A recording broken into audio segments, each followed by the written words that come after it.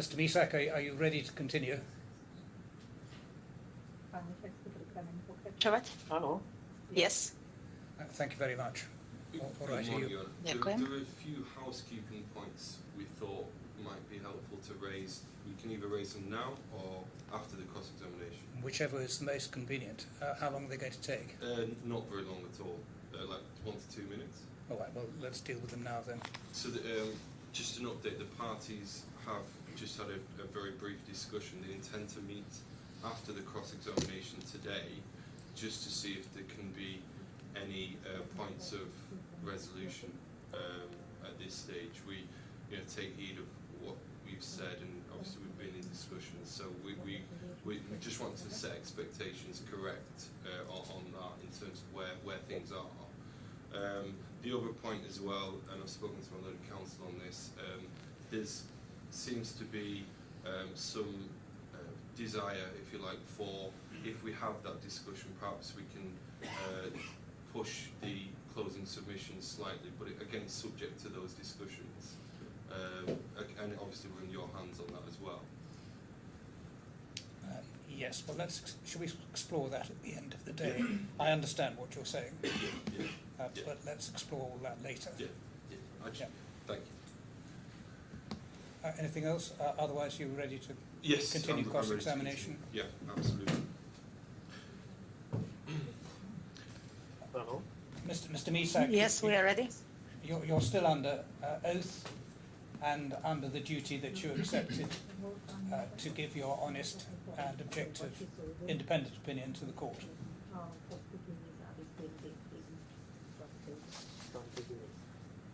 Yes, I understand. Thank you very much. Good morning, Mr. Misak. Can you hear me okay? Áno, dobrý deň prajem. Yes, good morning. Good morning. Can I take you to page 3728 of the bundle, please? Once again, please. 3728. 3728. 3728.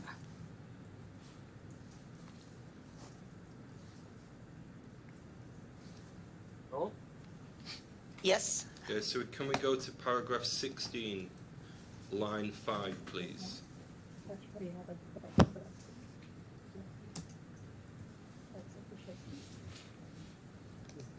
Áno, mám.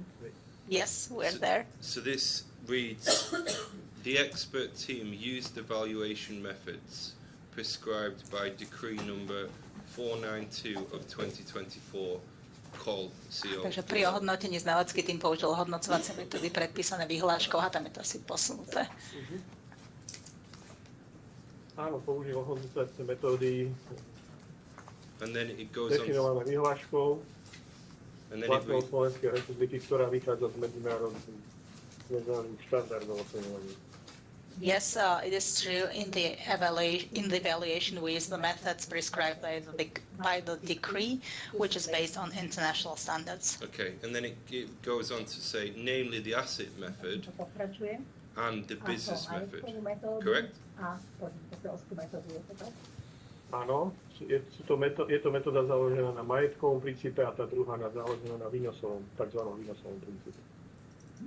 Yes, the asset method is the asset-based method and the business method is the income-based method. Okay, so this is for evaluating the value of PTH's 90% share in PTSK.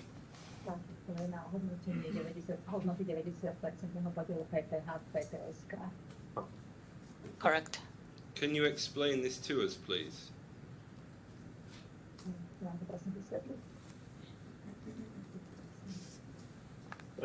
Myslíte postup toho ohodnotenia alebo nejaké výstupy alebo metódy? So you mean the valuation method, to explain the valuation method? Yes. Are you asking him to explain both asset valuation and DCF valuation? I don't think you are you? No, I'm not. I'm asking, this is evaluating the value of the PTH's 90% share in PTSK. What you're asking him is why he's valuing the PTSK business by either of those methods as a way of valuing PTH Yes, yeah. or shares in PTH. Absolutely, yeah, sorry, yeah. Is that how it works? That's, yeah, Well, yeah. you ask the questions, but Yeah. make it clear to the witness what it is you want him to Yeah. explain to you. Great. Wait a minute, Mr. Misak. The question will be put again. So, Mr. Misak, I'll put the question again. I'm asking how you evaluated the value of the shares as part of your valuation method. Podľa teda s použitím vašej ohodnocovacej metódy. Ohodnotenie akcií alebo obchodných podielov spoločnosti vychádza z uvedenej vyhlášky z prílohy číslo 7, kde je uvedené, že hodnota obchodného podielu vychádza najskôr z hodnoty spoločnosti.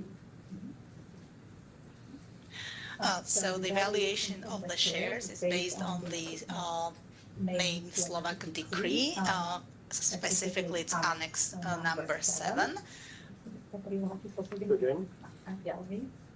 prílohy číslo 7 a vychádza z ohodnotenia spoločnosti ako celku, alebo podniku, nie firmy ako celku. And first, it is based on the valuation of the enterprise as a whole.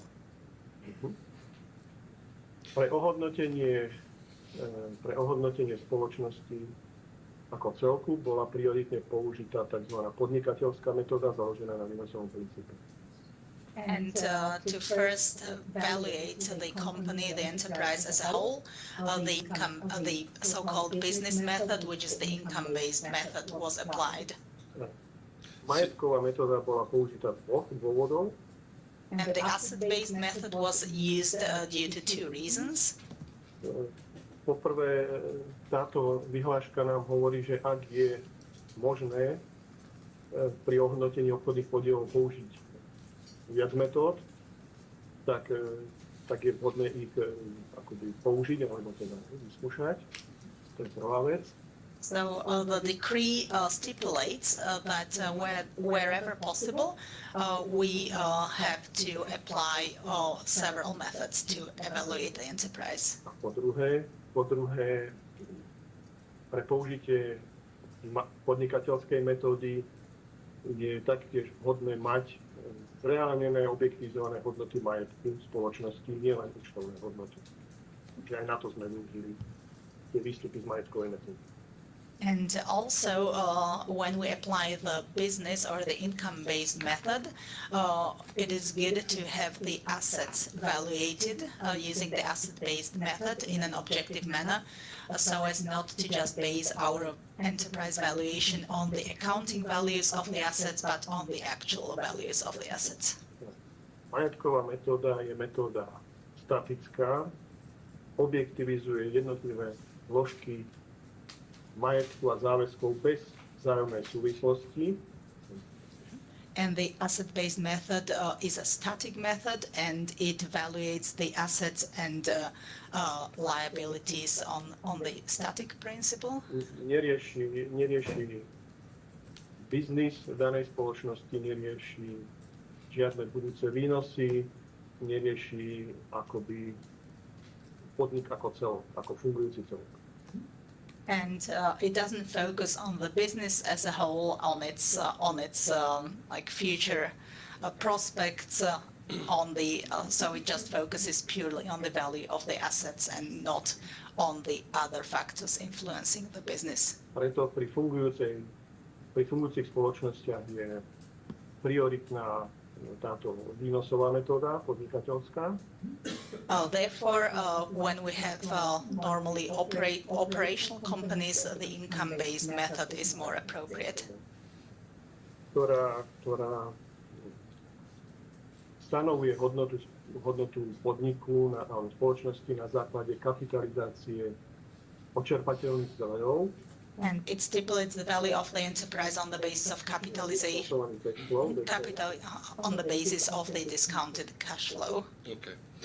If we can go to the next paragraph, paragraph 17, please.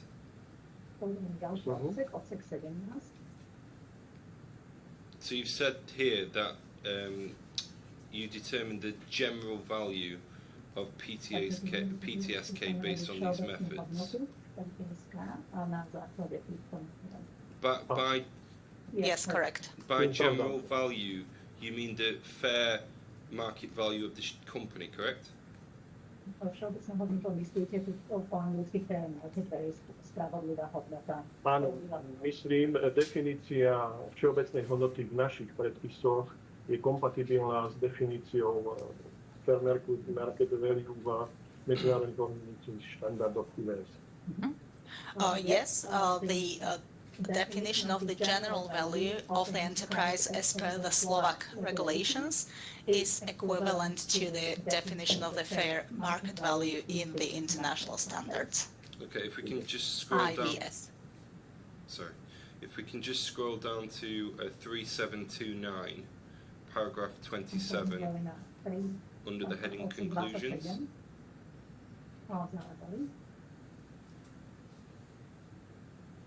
Yeah. You've used the business Yes. method to conclude the general value of PTSK, correct?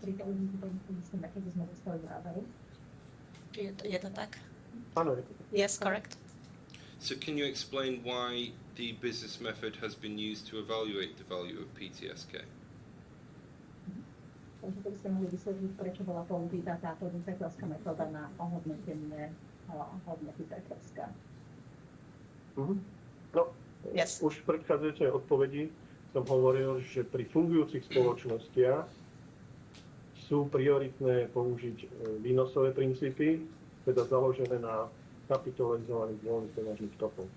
To je klasická medzinárodne uznávaná DCF metóda.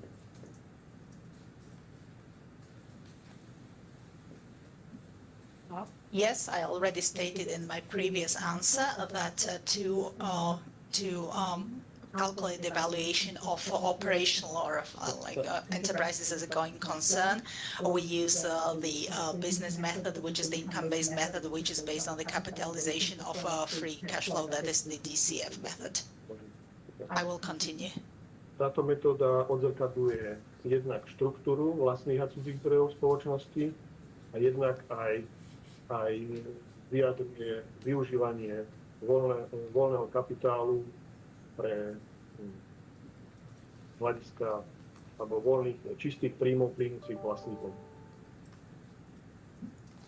And this method takes into account both the structure of the equity and external capital, and also the use of free capital from the viewpoint of net income available to the shareholders. Okay, thank you.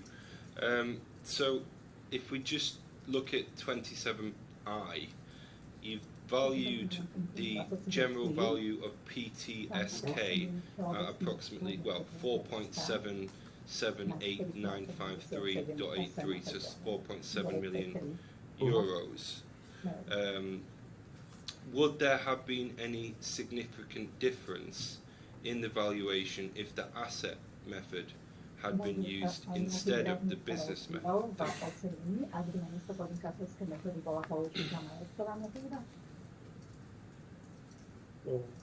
Rozdiel výsledku by určite bol, ale je to preto, že tá majetková metóda jednoducho nie je vhodná pre takéto ocenenie. Je neporovnateľná s touto metódou a používa sa prioritne pri spoločnostiach, ktoré nefungujú, pri spoločnostiach, ktoré idú do likvidácie, alebo pri spoločnostiach, kde je potrebné zistiť jednotlivé hodnoty, objektivizované hodnoty jednotlivých zložiek majetku. Čiže nie ako fungujúci celok.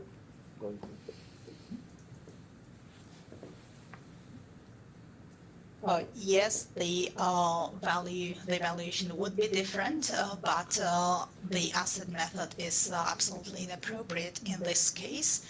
So these two methods are incomparable in this case because the company that we have valuated as a going concern, and the asset method is only used for companies which are not a going concern, which go into liquidation, and where there is a need to objectively determine the value of the individual asset items. Majetkové teda nerieši biznis firmy, ona rieši len jednotlivé oddelené časti majetku.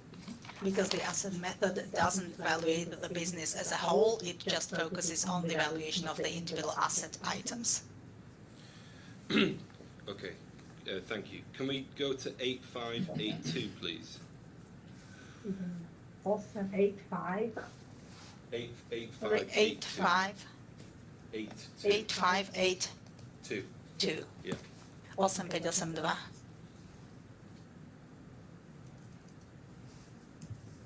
Áno. A toto je tiež to vaše? No, áno, mám to je posudek spoločnosti Top House. Yes, this is the expert opinion by Top House. Yeah, so are you aware that PTSK had a valuation conducted in June 2020? Ste si vedomi toho, že bolo vykonané ohodnotenie spoločnosti PTSK v júni 2020? Áno, tento posudok som videl. Yes, I have seen this expert opinion. So this valuation report was prepared for the purposes of changing the legal form of PTSK, correct? Bolo pripravený, znalský postup bol pripravený na účel zmeny právnej formy PTSK. Yes. So the report also used decree number 492 of 2004 and determined the value using the asset method, correct? Trestná vyhláška a majetková majetkom. Yes, correct. Okay, so the report concluded the value of PTSK at approximately 1.13 million euros as of 30th of June 2020, correct? Áno. Yes. So this is approximately 4 times less than the value evaluated by you, yeah?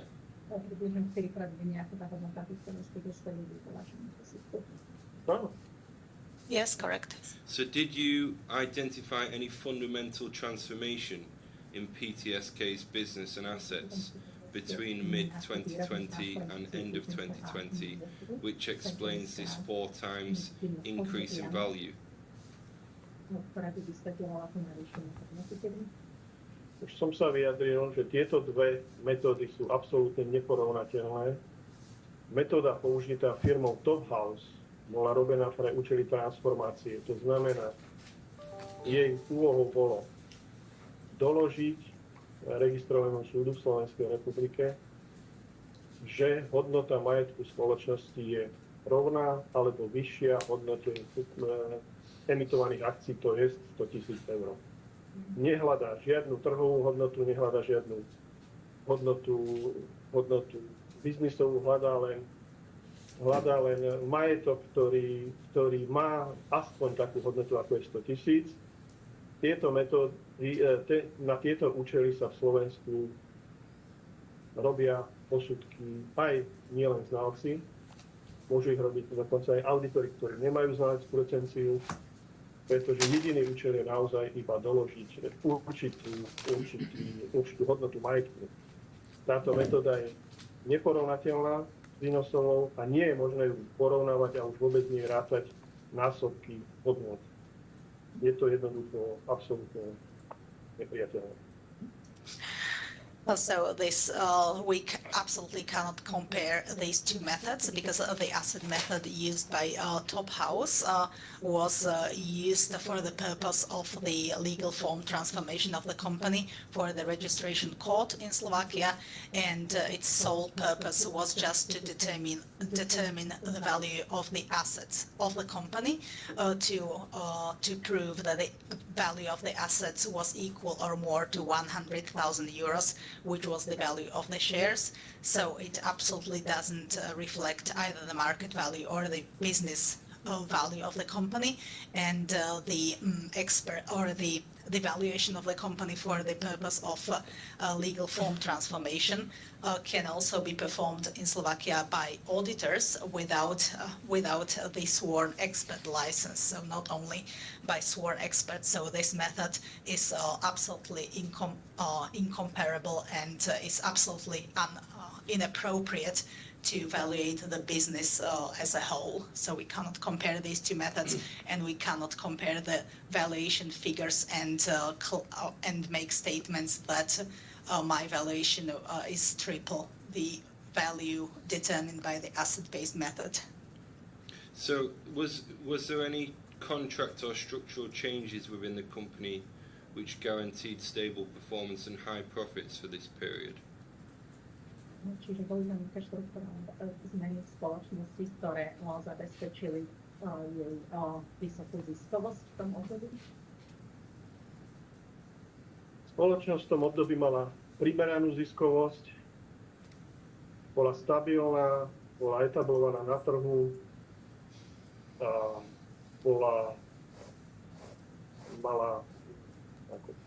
mala svoje miesto na trhu stabilné, čo bolo potvrdené aj o výročných správach spoločnosti z toho obdobia.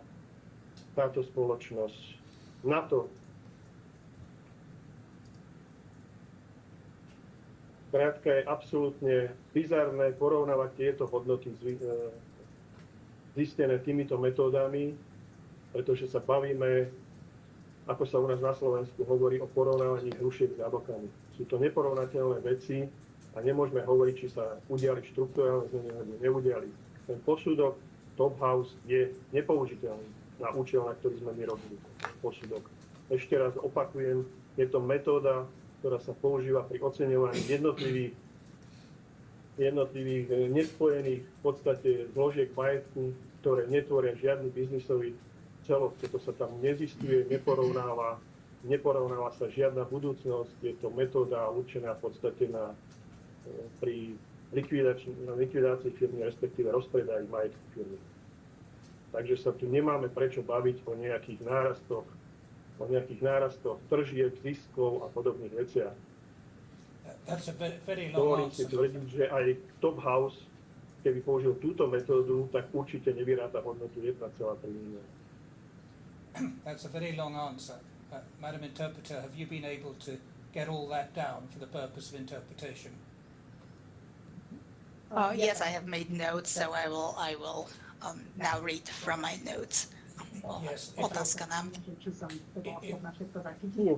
it would be preferable if the witness... Yeah, so the company had Can you wait a minute, please? the company had an appropriate level of profitability. It was a stable company. It was a company established on the market. It had its stable place in the market, which is also evidenced by the annual reports. And therefore, I reiterate that it is absolutely bizarre to compare the values arrived at by the asset-based method versus the income-based method, because here we would compare pears and oranges, and it is like no point talking about the structural changes, because the expert report which was drafted by Top House is absolutely cannot be used for the current purpose, because this is just I repeat, it is the method to purely evaluate the assets of the company, purely the assets, not the business as a whole, not its future prospects. And the asset method is only suitable when we draft the valuation of the company, let's say for the purpose of its liquidation, and therefore it is irrelevant to somehow focus on the question if there was any increase in sales or any increase in profitability, because these methods are incomparable. And if Top House applied the income-based method, it would definitely not arrive at a figure of 1.3 million. So I repeat, this method is absolutely not suitable to evaluate a business as a whole. Thank you very much, Madam Interpreter. It would be preferable, however, if you asked the witness to break down his answers into sentences which you would then translate sentence by sentence. Že radšej to tlmočíme tak, že vetu po vete, aby sa to nerobilo použitá písarka. Okay. I'm sure you're managing very well, but obviously I can't tell whether the translation is word for word as it's being given, though we're undoubtedly getting the general sense of it. Vyhodnotíte, či to tlmočenie bolo úplne presné, či sa zachytilo úplne všetko, keď sa tlmočilo v takom veľkom celku, takže vetu po vete. Great for To you. mám ešte raz. Yeah, we need to So should we repeat the answer once again? No. we've got the sense of it. No question about that. But it's best if questions and answers are broken down into sentences so that we can have an exact translation both ways, please. Of course.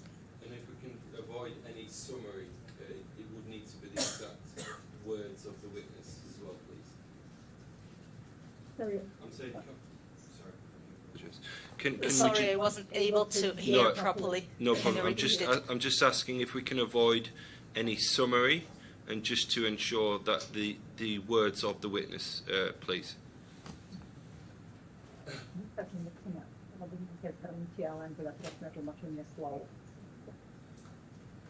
Okay. Okay, great. So I put it to you, Mr. Misak, that you use the business method to reach the valuation of PTSK to show an increased figure of PTSK. To show the increased figure of PTSK? Of PTSK. Yeah, I'm sorry, are you putting it to the witness that he already had the top house report and deliberately used a different method in order to arrive at a higher figure? Yes. Right, well, I think you better put that expressly. So,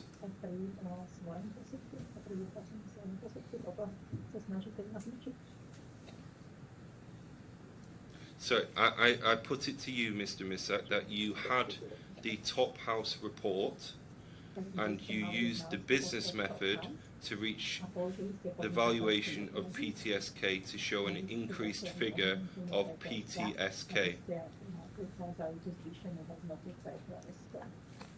Keď sme spracovali posudok 27 z roku 2023, tak sme nemali k dispozícii posudok z firmy Top House. When we were drafting our expert valuation report number 27 of 2003, we did not have the top house expert opinion available.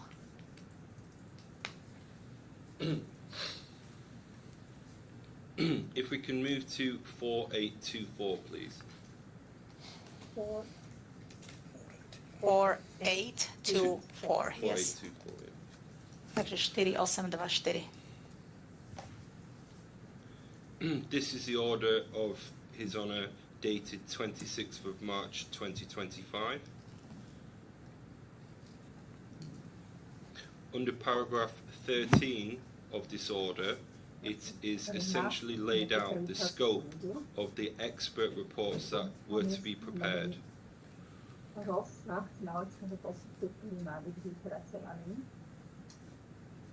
Correct?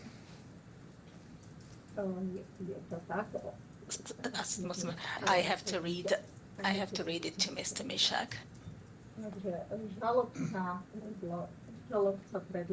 Do you want all of paragraph 13 read to the... Do you want all of paragraph 13 read? Yeah, yeah. Well, no, it's the, it's paragraph 13A is the one. Odsek 13a. I need to read it to Mr. Mishak to translate it to Slovak first. So just a moment. Just the first paragraph 13A, just for time's sake. Yes. Conscious of time. So I will. I will translate it. Mm-hmm. Žalobca predloží túto posudky od viac ako dvoch znalcov do termínu v nasledujúcich veciach. To Ačko, ocenenie akcií spoločnosti, ktoré sú uvedené v žalobe. Yes, okay. Okay. So, on behalf of the defendant, you were the expert responsible for the valuations, correct? Som bol znalcom zodpovedným za to ocenenie pre obžalovaného, je to tak?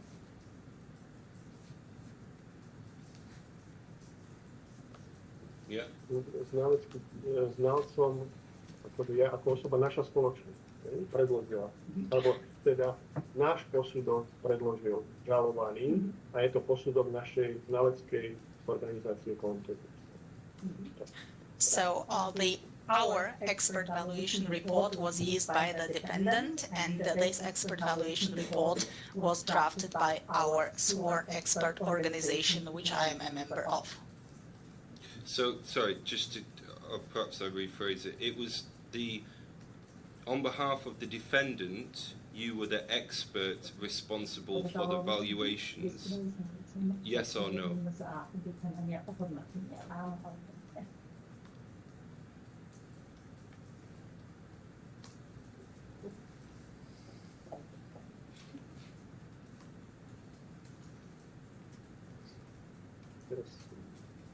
Nechápam celkom tú otázku. I do not quite understand the question, maybe. Náš posudok obžalovaný predložil súdu. Náš posudok, ktorý bol robený pôvodne pre policajný zbor Slovenska. Tak? Čo by ste neboli poverení obžalovaní? Nie. Poverení sme boli policajným zborom Slovenska a náš posudok obžalovaný teda predložil súd našej spoločnosti. So our sworn expert organization has drafted the expert valuation report for the police, first of all.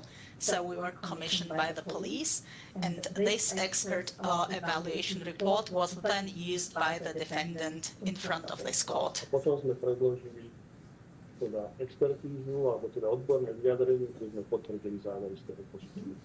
And then, for the purposes of the present proceedings, we also drew up this expert reply report. And the purpose of the expert reply report was to confirm the conclusions reached in the expert valuation report drafted for the Slovak police. And that was in November 2025. So, have you seen a copy of this order before? Čiže vy videli ste kópiu tohto príkazu súdu predtým? Which gave you the scope of work to carry out your expert report? Čiže tam je stanovený ten rozsah ohodnotenia, čo požaduje tento súd.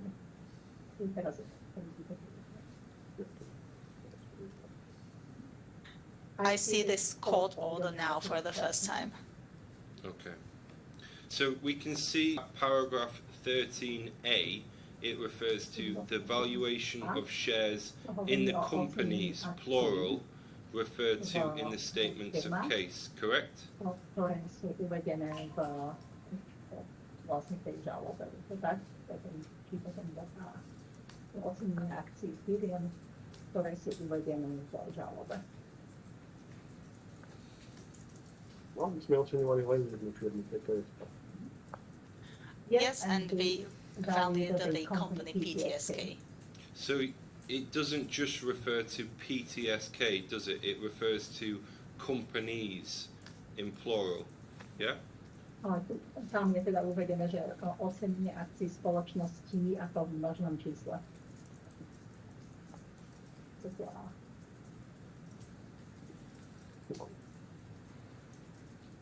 Áno, je to tam uvedené. Yes, it is stated there. So did you go through the papers of the present DIFC court proceedings to complete the scope of your appointment? Tieto súdne dokumenty DIFC, alebo súdu DIFC, aby ste vypracovali to ohodnotenie, alebo to ohodnotenie na základe týchto dokumentov. Na základe týchto dokumentov. Na základe tohto príkazu súdu, či ste robili to ohodnotenie. Pôvodné ohodnotenie bolo na základe polície. So the original expert valuation report drafted was commissioned by the Slovak police. Ale pre potreby súdu potvrdzujeme všetky jeho závery. But for the needs of the present court, we confirm all the conclusions of the expert valuation report drafted for the Slovak police. I understand, but my question's slightly different. My question is, did you go through the papers of the present DIFC proceedings to complete the scope of your appointment? Aby ste teda vykonali ten rozsah vášho poverenia, rozsah vášho zadania.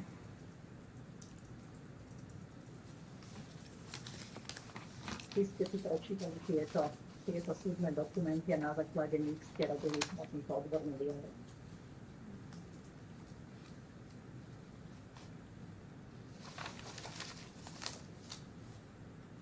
Tieto som videl až včera, som dostal tieto dokumenty. So, no, I have not read these court documents before drafting either the expert valuation report or the expert reply report, because this is the first time I'm seeing these court documents now. So you had no idea what the current dispute before the DIFC courts is, correct? Čiže je to tak, že ste nevedeli, o čom je súčasný spor pred DIFC? To je pravda, neviem. Yes, correct, I didn't know. So how can you provide a full and accurate report if you do not understand this as an expert? Sorry, I didn't catch the last part of the sentence. Without? How can you provide a full and accurate expert report without reading the documents and understanding the dispute before the DIFC courts today?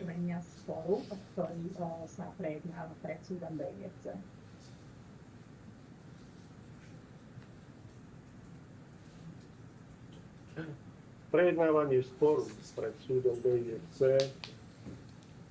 nemá absolútne žiadny vplyv na výsledné hodnoty ocenenia spoločnosti Farm Trade k rokom 2020. So the pending case before the DIFC court has absolutely no influence on the valuation of the company BTSK in the applicable to the years 2020 and 2021. Does it not stand to reason that you would need to read the papers of the present DIFC court proceedings to complete your assignment and your scope of work under paragraph 13A of the order? Je potrebné si prečítať tú súdnu dokumentáciu súdnych príkaz telefonku tento odsek 13.2. Mojou úlohou ako znalca je byť napomocný súdu v odborných otázkach, ktoré sú v mojej kompetencii.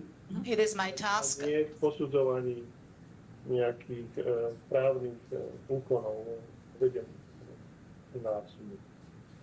So it is my task of, as a sworn expert and my duty to the court to provide my expert opinion and not to give my opinion on any legal acts or legal proceedings. So you've mentioned that in Slovak proceedings you act as an expert, correct? Takže je to tak, že v slovenskom konaní ste vystupovali ako znalec. V slovenskom konaní naša spoločnosť znalecká vystupovala ako znalec, poverený štátom s okrúhlym štátnym razom.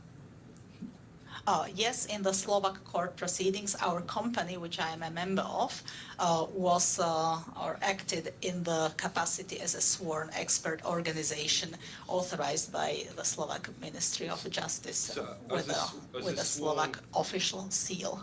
Okay, thank you. As a sworn expert in such proceedings, is it not incumbent on you to read the documents and to understand the scope of work and to see what the scope of work is before you carry out any expert assignment?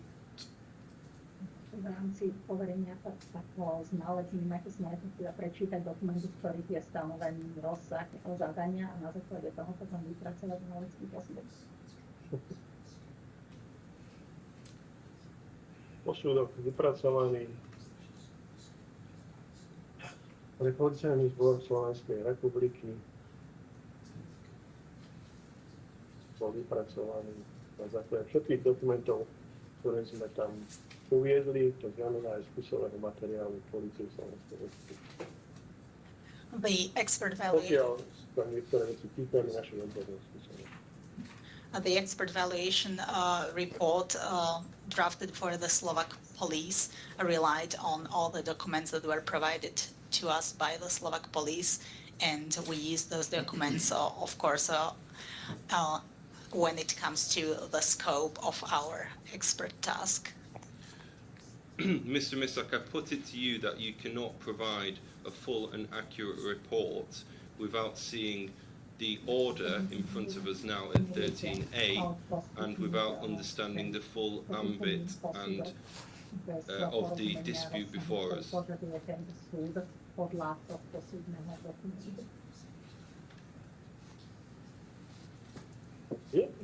Ten posudok je úplný na základe úloh, ktoré sme dostali pri jeho vypracovaní uznesením príslušného štátneho orgánu.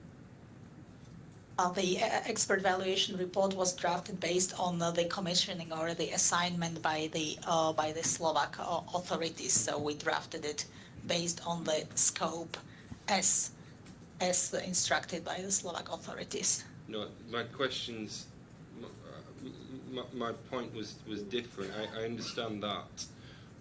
We're in different proceedings. We're in DIFC court proceedings, where His Honour has made an order as an expert to produce a report on the valuation of shares in the companies, plural, referred to in the statements of case.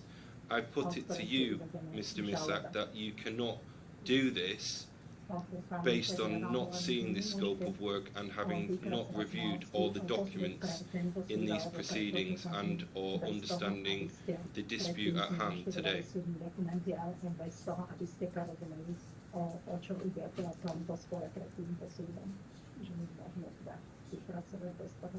That's correct, isn't Ja it? som nevypracoval žiadny nový posudok pre tento súd. I have not drafted any new expert evaluation report. Okay, let's move on. So if we can...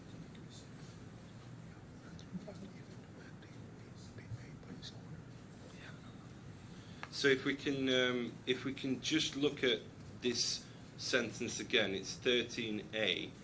It refers to the valuation of shares in the companies, plural, correct? Yes. It's not limited to PTSK, is it? Takže nie iba PTSK, je to tak? Spoločnosti. Yes, correct. So the companies include PTSK, PTS, PTH, Pollux, Bono Duo, Zoya Plus, and PT Pharmacy 6, correct?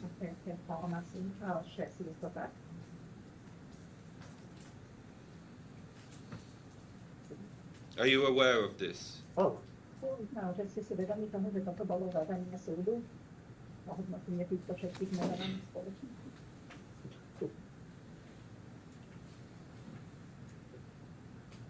predpokladám, že tieto posudky mala predložiť žalovaná strana. Nie ja. I suppose that these expert evaluation reports were to be submitted by the defendant, not by me. Well, I disagree, Mr. Misak. As far as I understand, you're the expert appointed by the defendant to carry out this scope of work, correct? Žalovaní, aby ste vykonali ten rozsah, požadovaný rozsah prevádzkovania.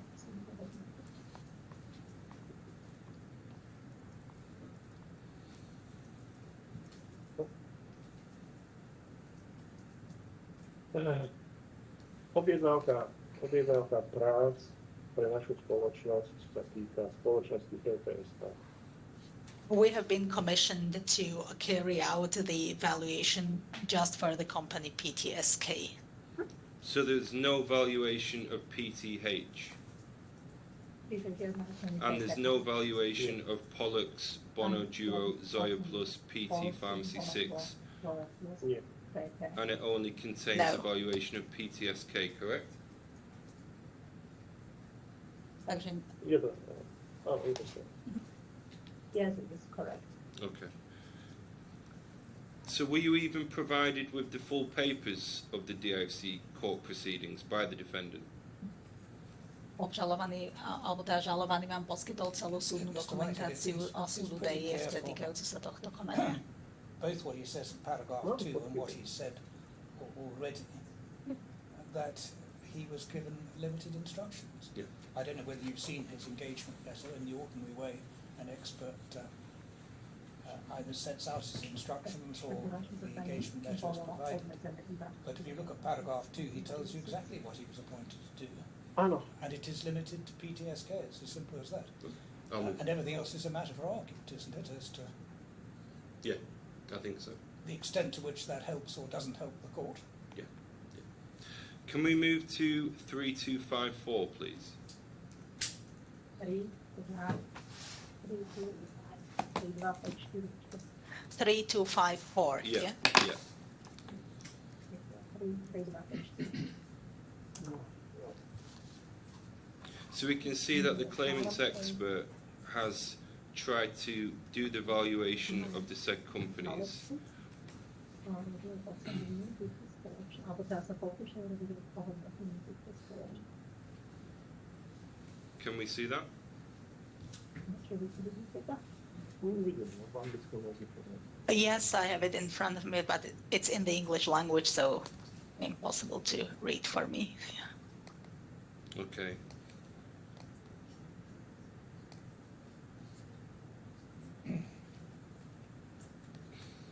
Čítam, keď hovorí, že vzhľadom na vlastne nedostatok tých dokumentov alebo spolahlivých informácií je naozaj schopný vykonať ocenenie spoločnosti. Ale je tam nejaké hodnoty. A tam je, že účtovná hodnota reportované investície PT, HDP, TSK je to taký. 300? Áno. 2,4. Yeah, so I just translated the first paragraph to Yeah. Mr. Mishak to understand what it's about. Yeah. Moment, I will translate further. Ten prvý odsek. Well, you only need translate To the znamená? you only need translate the headings of paragraphs 6.5, 6.6, and so on. Do you see the valuation of the different companies? That's all you need to translate. So just translate the headings, yeah? Yeah, it's yeah. Okay. That's the easiest way. Isn't it? Okay, I think so. Yeah.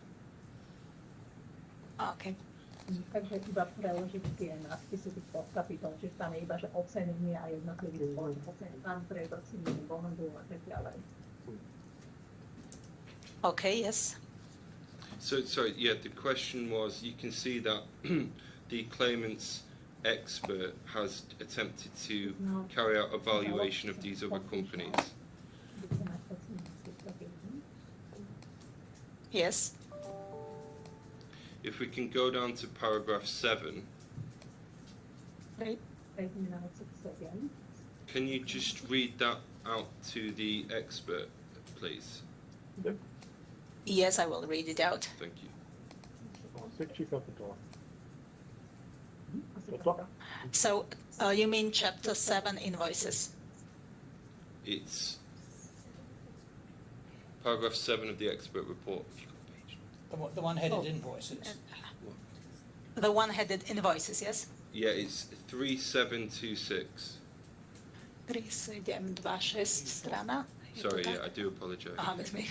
Yeah, so it's Yeah. page Ja si svoj 3726, povedal. paragraph 7. Page 376. Sorry, 3726. 26. 3726. Correct, yeah. 3726. We're on a different page. Ja, toto. Aha. To sme mali in. Oh, sorry. So we're on a different page. You wanted Now we move. 3256, didn't you? Sorry, it's 3726. So we're back to the We're back, yeah, we're back, his sorry, we're report. back to the report, yeah. Thank you. Čiže ideme naspäť k vášmu. Áno. Okay. We're back to your So, own report, Mr. Misa. Section Yeah. of paragraph 7, yes? Yes, this is your report, correct. If you Yes. could just read paragraph 7 to Mr. Misak, please. Yeah, we have the Slovak version in front of us, so he can read it himself Okay. now. So, is it correct that it's likely the conclusion of valuation may change if you become aware of documents and matters in the DOC proceedings? Respektíve mohli by sa zmeniť závery vášho posudku, keby ste si boli vedomi týchto dokumentov súdu za IRC. Nie som moc. No, my conclusions wouldn't change. So you're saying that despite any documents you see in the DOC proceedings which your conclusions still would not change? Vaše závery by sa nezmenili ani na základe tých súdnych dokumentov. Nie, naše závery sa nezmenili. No, our conclusions wouldn't change. But how can that be if it's a document which goes against something which you've provided previously? Ako je to možné, keď je to dokument, As an opinion. ktorý je proti niečomu, čo ste predložili v minulosti ako váš posudok? V akých konkrétnych veciach ide proti nášmu posudku? So in what specific things or items does it go, do the core documents go against our expert evaluation report drafted earlier? Well, I think that's precisely the point, isn't it? If you as an expert, is this not correct, review new documents, then that could, by its very nature, alter your opinion if that goes against your previous opinion. Is that not correct? Sorry, can you repeat it Sorry, yeah. again? I'll reword that. So if you provided an expert report and then you read new documents in new court proceedings which changes your opinion in the previous expert report, then you have a duty as an expert to provide a fresh and new and accurate report, correct? Ak by som sa to dozvedel, tak áno, ale žiadne takéto dokumenty nemôžu zmeniť hodnotu firmy z roku 2021 na základe tých dokumentov kompletných, ktoré sme mali k dispozícii, a preto žiadne závery meniť nebudeme, ani teda nie sú potrebné. Aby ste sa dozvedeli, čo nejaké zmeny skutočnosti? Pri vypracovaní znaleckého posudku sme mali všetku dokumentáciu kompletnú, úplnú, ktorú sme potrebovali pre ocenenie, takže neviem, aký zásadný dokument by nám mal byť predložený, ktorý by mal zmeniť naše hodnotenie. So when drawing up our expert valuation report, we had all documents available that allowed us to value the company for the years required, 2020 and 2021, and of course, if there were any new facts that would have an impact on the change of the valuation, we would consider them. But I cannot imagine how the court order or the court documents could have an impact on any change in the valuation of the company in those years. The valuation was drafted objectively in a fair manner and in an independent manner. I understand that, but there is a possibility, correct?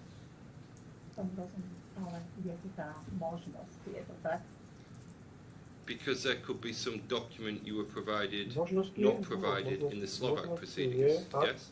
Pretože mohlo by sa stať, že nejaký dokument vám nebol predložený v slovenskom konaní. V slovenskom konaní sme mali úplnú dokumentáciu, potrebnú na ocenu. Ste mali všetko? Úplnú dokumentáciu, potrebnú na ocenu. Úplnú. In the Slovak proceedings, we had complete documentation necessary to carry out the evaluation. I understand that, but my question was different. I'm asking, there is a possibility. Yes? Že je možnosť, že nejaký dokument tam nebol. Skýtli, či existuje taká možnosť. I do not admit such possibility. How can that be, though, if we've established that you've not seen the DIFC court papers Ako to môže byť, keď ste povedali, že si in their entirety or at all. We're not sure. And any new document could impact your valuation or opinion. Ako ste povedali, že prípadne nový dokument by mohol mať vplyv na vaše hodnotenie. Ja som povedal, že si neviem predstaviť žiadny takýto dokument, ktorý by mal vplyv na naše hodnotenie. I have said that I cannot imagine any such document that could have an impact on my valuation. This is what I said. I understand that, but we can't exclude the possibility of there being a document, even if you imagine it or not, correct? Či si to viete predstaviť, ale nie je to tak?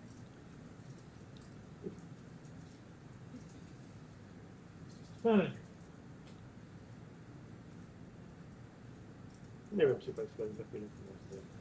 Nemám tomu viac čo povedať. I simply cannot imagine any such document. I have nothing more to say to that. Okay, I put it to you that your report is not accurate as at providing the DIFC court today with an up-to-date report on the issues which you have been asked to address at paragraph 13A of His Honour's order.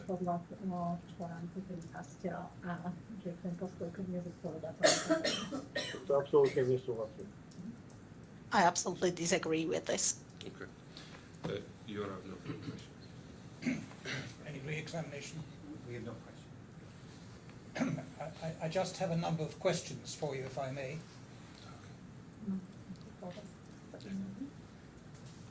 Looking at paragraph 16 at page 3728 in the English, and the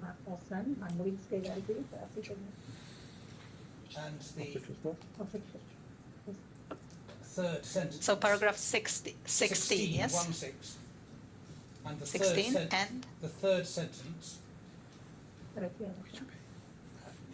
it appears to read as saying that you used both the asset method and the business method in carrying out your valuation of PTSK. Is that right? Yes, it is correct. Both methods were used in drawing up my valuation. But the conclusions that you reach are based entirely on the DCF method.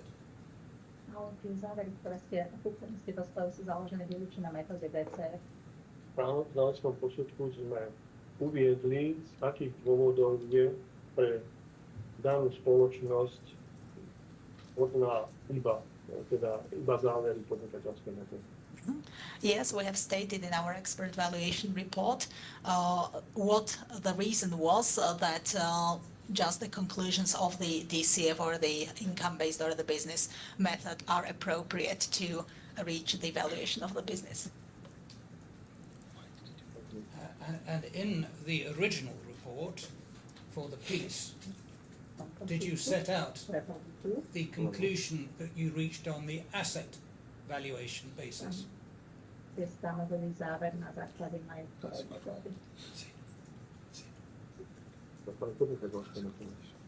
No, based on the business or income-based method.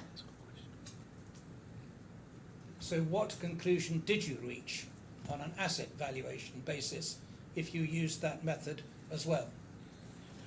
Ak ste použili aj majetkovú metód, akému záveru ste dostali na základe majetkovej metódy?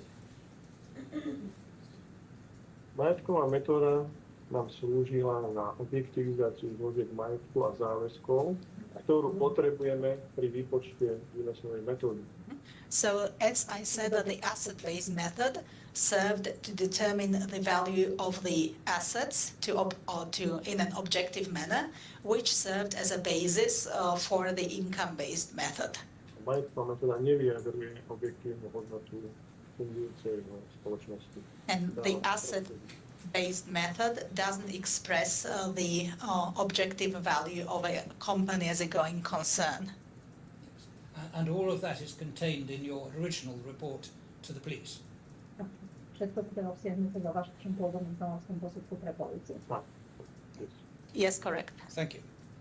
Now, you were not asked to value a 50% shareholding in PTH, were you? So the question was, you were not Not asked. asked to value a 50% shareholding in PTH, were you? Boli ste požiadaní, aby ste ocenili 50% podiel PTH. Nie, to nebolo zadaním našim. No, that was not the scope. Thank you. When you valued PTSK, Keď ste ocenili did you take into account any irrecoverable debt from PTH in respect of invoices paid which should not have been paid?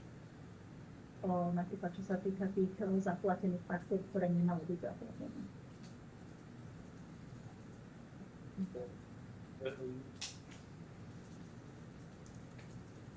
Metóda, ktorú sme v závere posudku uviedli ako teda výslednú, vychádza z diskontovaných peňažných tokov, nie z objektivizácie jednotlivých majetkových položiek. So the method that was used as the resulting method was the DCF. Sorry, I will just clarify the translation.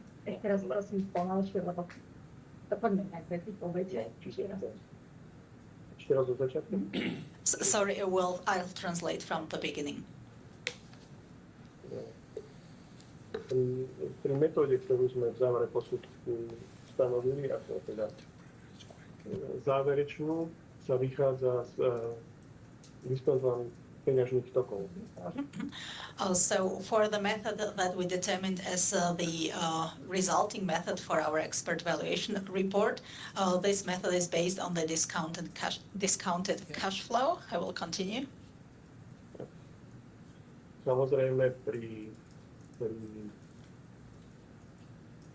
preceňovaní teda majetkovou metódou sme posudzovali všetky zložky majetky, ktoré sa nachádzali v účtovnej evidencii. And with the application of the asset-based method, we evaluated all asset items that were part of the company. I will continue. Takže neviem, ako sa vám vedie. Čiže o akú konkrétnu požiadavku hovoríme z tejto? So what specific irrecoverable receivable are we talking about now? Sú to pohľadavky That's what I'm alebo asking. PTSK? That's what Are I'm these asking you, Mr. receivables Misak. from PTH? If there was an irrecoverable debt due from PTH in respect of invoices which should not have been rendered by PTH to PTSK, would that have affected your valuation? Tak by to malo vplyv na naše ocenenie? Kto mal konflikt? PTH vystavila faktúry PTSK, ktoré boli ako neoprávnené. Takže ak by ste toto zohľadnili, či by to malo vplyv na... Toto má vplyv na majetkovú metódu. Prosím? Má to vplyv na majetkovom oceňovaní. So this would have an impact in asset-based valuation. Yes. All right, thank you very much. Those are my questions. Did anybody want to ask any questions arising out of that? Yes, please. And it might be an area of clarification. Yes. That follows on from your honour's Of course. last question. Yes. When I was cross-examining Ms. Kapova, I did ask about, if your honour will recall, the accounts for the financial year in respect to the financial year 2018, there was a document sent by the tax authorities which listed an amount of tax that had to be paid for that in respect of that year and a penalty, Your Honour may recall it. Yes. That was in respect of financial year 2018.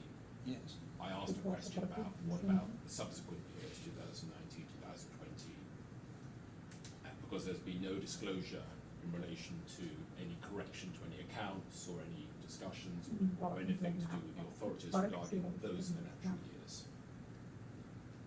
And there was no disclosure in relation to that. So I asked a question about that. What was done in respect of those years vis-a-vis tax and the authorities and everything? There's nothing. We were told orally under examination, oh yes, those years were sorted out. Those financial years were corrected. We have strong doubts about that, but we have no documents in relation to it. So on Ms. Kapova's case, those subsequent financial years, and therefore, if she's right by definition, as at the valuation date, whether it was 2020 or 21, the valuation exercise undertaken by this gentleman would have been on the basis that the Pollock's debts have been removed. If that makes sense, from the P&L. My questions were related to Pollock's debts. We're talking PTSK, and my question related to the PTH question vis-a-vis PTSK. Yes, I'm sorry then. If you've got a question you want to ask him arising No, what I've asked. I'm sorry, I'm putting into context, because it isn't actually a question. He valued what he valued, but Yeah, we're saying it's pretty clear what the documents were, and that's that. Yes. It is difficult to it is not possible to discern from the documents that that are available, which is the documents that are described in his report and the documents that have been disclosed. It is not possible to discern whether the PTH debts or liabilities have been removed, cleansed from the accounts. I understand, which is why I asked the question. And so we would invite the other side to, even though we've had disclosure, and I believe there'll be disclosure fights about this, if there are documents that clarify if it is the case, and we strongly say we would very much doubt it, it is the case if the accounts for PSK have been corrected to remove or to be cleansed of any debts, whether it's anything to do with Pollux or whether it's anything to do with PTH, please can we see those documents? Because that will go partly to a large extent to your Honour's question, and would also clarify a factual issue that has not been clarified satisfactorily, which could have been clarified, one would have thought, by documents. Contemporaneous documents are very important. So I make a request openly to the side to please give us disclosure even at this late stage, because the documents will be the documents, they will explain what did or didn't happen, whether the PSK accounts have been cleansed, use that word neutrally, of any liabilities which were impugned in these proceedings, if I put it like that. So that's an open invitation, even at this late stage, to please provide materials so that we can clarify the issue. Well, I hear what you say, but there's nothing you want to ask this witness arising out of. This gentleman can't help. He's, as you know, a court-appointed, helpfully expert, appointed actually even before these proceedings were commenced, and gave his report. And as I understand it, I've not seen any documents or criticisms other than cross-examining my friend that would necessitate any further re-examination. So thank you. Do you want to ask any questions arising out of my questions? Well, we need not detain this witness any further, and everything else is a matter of comment and submission. Thank you very much, Mr. Misak, for your help, and thank you, Madam Interpreter, also for all your interpretation. You're free to go, and we're grateful to you. Sorry. Yeah, thank you and goodbye. Goodbye.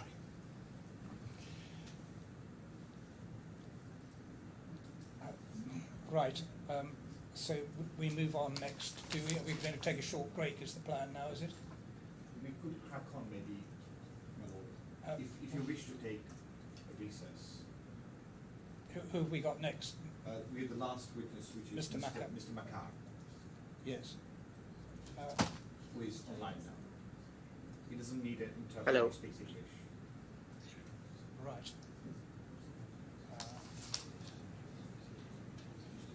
Good morning, Mr. Makar. Can you hear the court? I just wanted to confirm you can hear the court. Yes, yes, I can. What do you want to do? Do you want to take a break or do you want to continue? We're in your hands. Action. We would like to crack on, if you wish to take a break, we are with you in your house. Let's carry on if everybody is happy to carry on.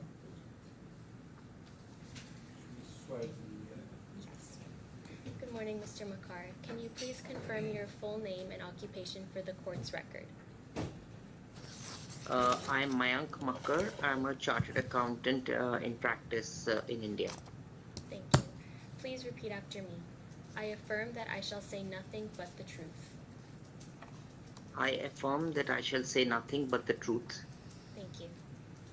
I always say this to expert witnesses, Mr. Makar. The form of oath is not particularly appropriate for an expert because you're not giving evidence of fact. You're giving your honest opinion about matters about which you've been asked. And so what I want you to do is to confirm that you understand that your obligation to the court is to give your honest, objective and independent opinion regardless of the person who appointed you, and that your duty is to the court in that respect. Can you please confirm that you understand that? Yes, I understand that. Thank you very much. Thank you. Mr. Makar, can I take you to bundle page number 4356? Yes. Is this your expert report? Yes. And can I take you to the last page of this expert report, Yeah.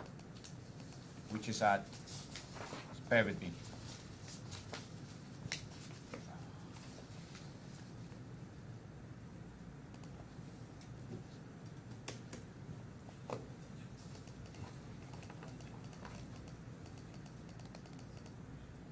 four three 4367, sorry. Yes.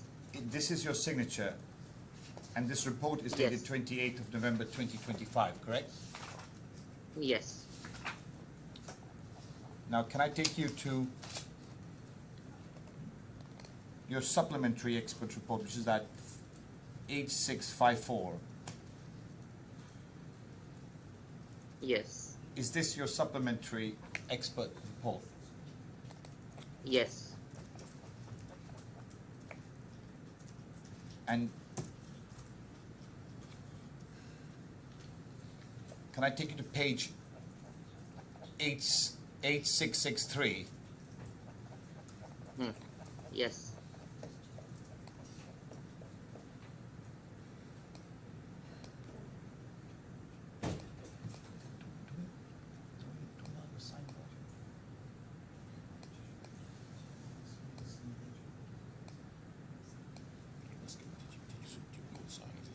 Is this your report? Yes. Yes. Exactly. This is my digital signature. Okay. And this is dated 12th of December 2025, correct? Exactly. Yes. Yes. And can I take you to page 8552? Is this your Yes. joint? Is this the joint memorandum of experts report in which you participated? Yeah. Yes, it is.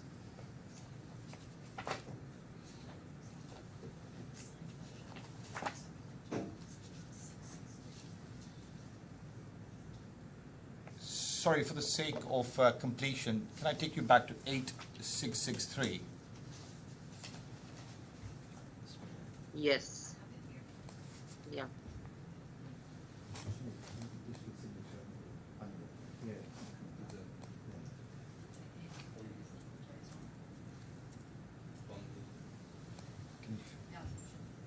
Sorry, Malo, the bundle on screen doesn't show the sign, but the bundle that we have shows the sub-signature.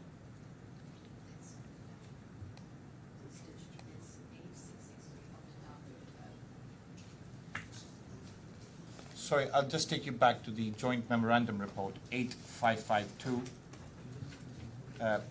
Joint memorandum of experts.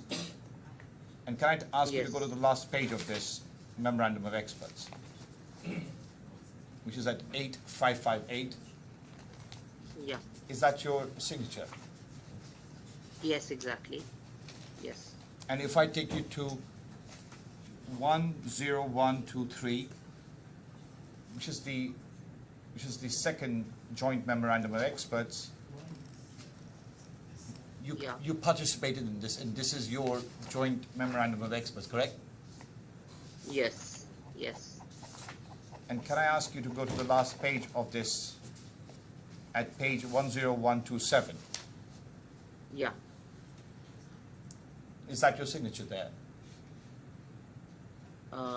I cannot see my signature, but this is the report. I can confirm that. I don't know why the final version did not have it, but I confirm this is the report. 10127. Yes, in the bundle, I'm not able to see my signature in the bundle. So if this one's signed, the other one wasn't, but this one.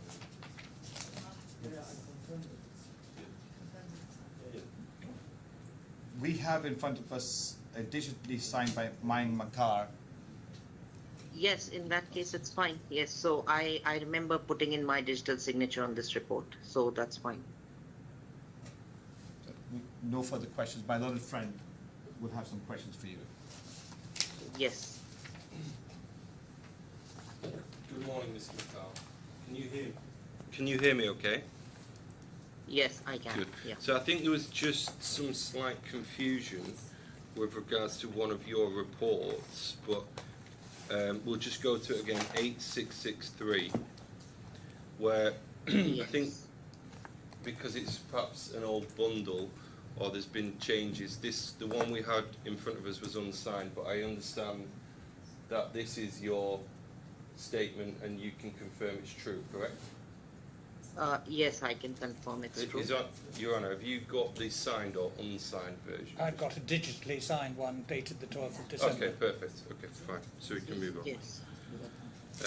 If I can take you to page 4368, please, of the bundle. Yes. So this is your CV or profile, correct? Yes. So you are a chartered accountant qualified in India, yes? Yes. And you're registered with the Institute of Chartered Accountants of India, not with the Slovak or Czech professional body, correct? Yes. You're also a registered valuer with the Insolvency and Bankruptcy Board of India in the Securities and Final Assets class, yes? Yes. And your academic degree is B.Com from Delhi University, yes? Yes, and CA, Chartered Accountant. Okay. FCA was. You are not a qualified accountant in Slovakia, correct? That's correct. And you're not a qualified accountant in the Czech Republic either, are you? Yes. You do not hold any qualification in the UAE in terms of accountancy or tax law either, correct? I don't hold any specific degree that's required. I'm not aware of that. So no, I don't hold. And you're not admitted as a tax practitioner or auditor in Slovakia or the Czech Republic, yes? Yes, that's correct. And you do not hold any formal qualification in Slovak or Czech tax law, yes? Yes, that's correct.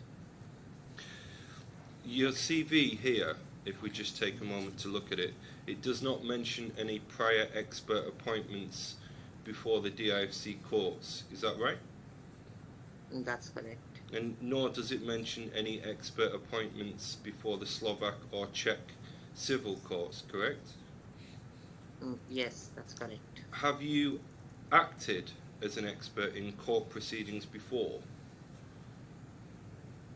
No, I have not acted. Okay. So your This is earlier my first career, if we can take a look at this at paragraph 2, you began with a career in PwC in India, yes? Yes. And this was in direct tax and transfer pricing, yes? Yes. And then after that you became a partner at Akar and Associates, which is an Indian chartered accountancy firm, yes? Yes. So the experience which is described in your CV is focused on Indian clients and Indian regulatory frameworks such as the Companies Act and FEMA, yes? Yes. But there's nothing in your CV to show prior experience with Slovak holding structures, is there? Yes, that's right, but but my analysis does not require any sort of experience in specific jurisdiction, as per my opinion. But there's no experience on Slovak tax treatment or intercompany services, yes? No, not as of right now. So if we look at how you were engaged on this case, you were instructed by the defendant's legal team, yes? Yes. Or were you instructed directly by the defendant? No, defendant's legal team. Okay. So your engagement and you're being paid, it's by the defendant for your work in these proceedings, correct? Yes. So all the documents you list in your documents provided by the defendant for the preparation of this report sections of your report, if we can go to that, which is at 4357.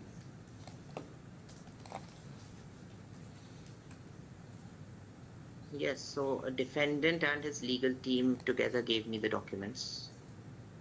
Okay, very good.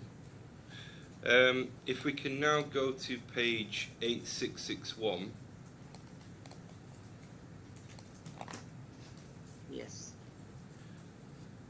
Sorry, before that, you referenced the fact that you didn't have any experience in Slovak tax treatment or intercompany services, yes? Yes. So how can you provide expert report if you don't have experience in those areas?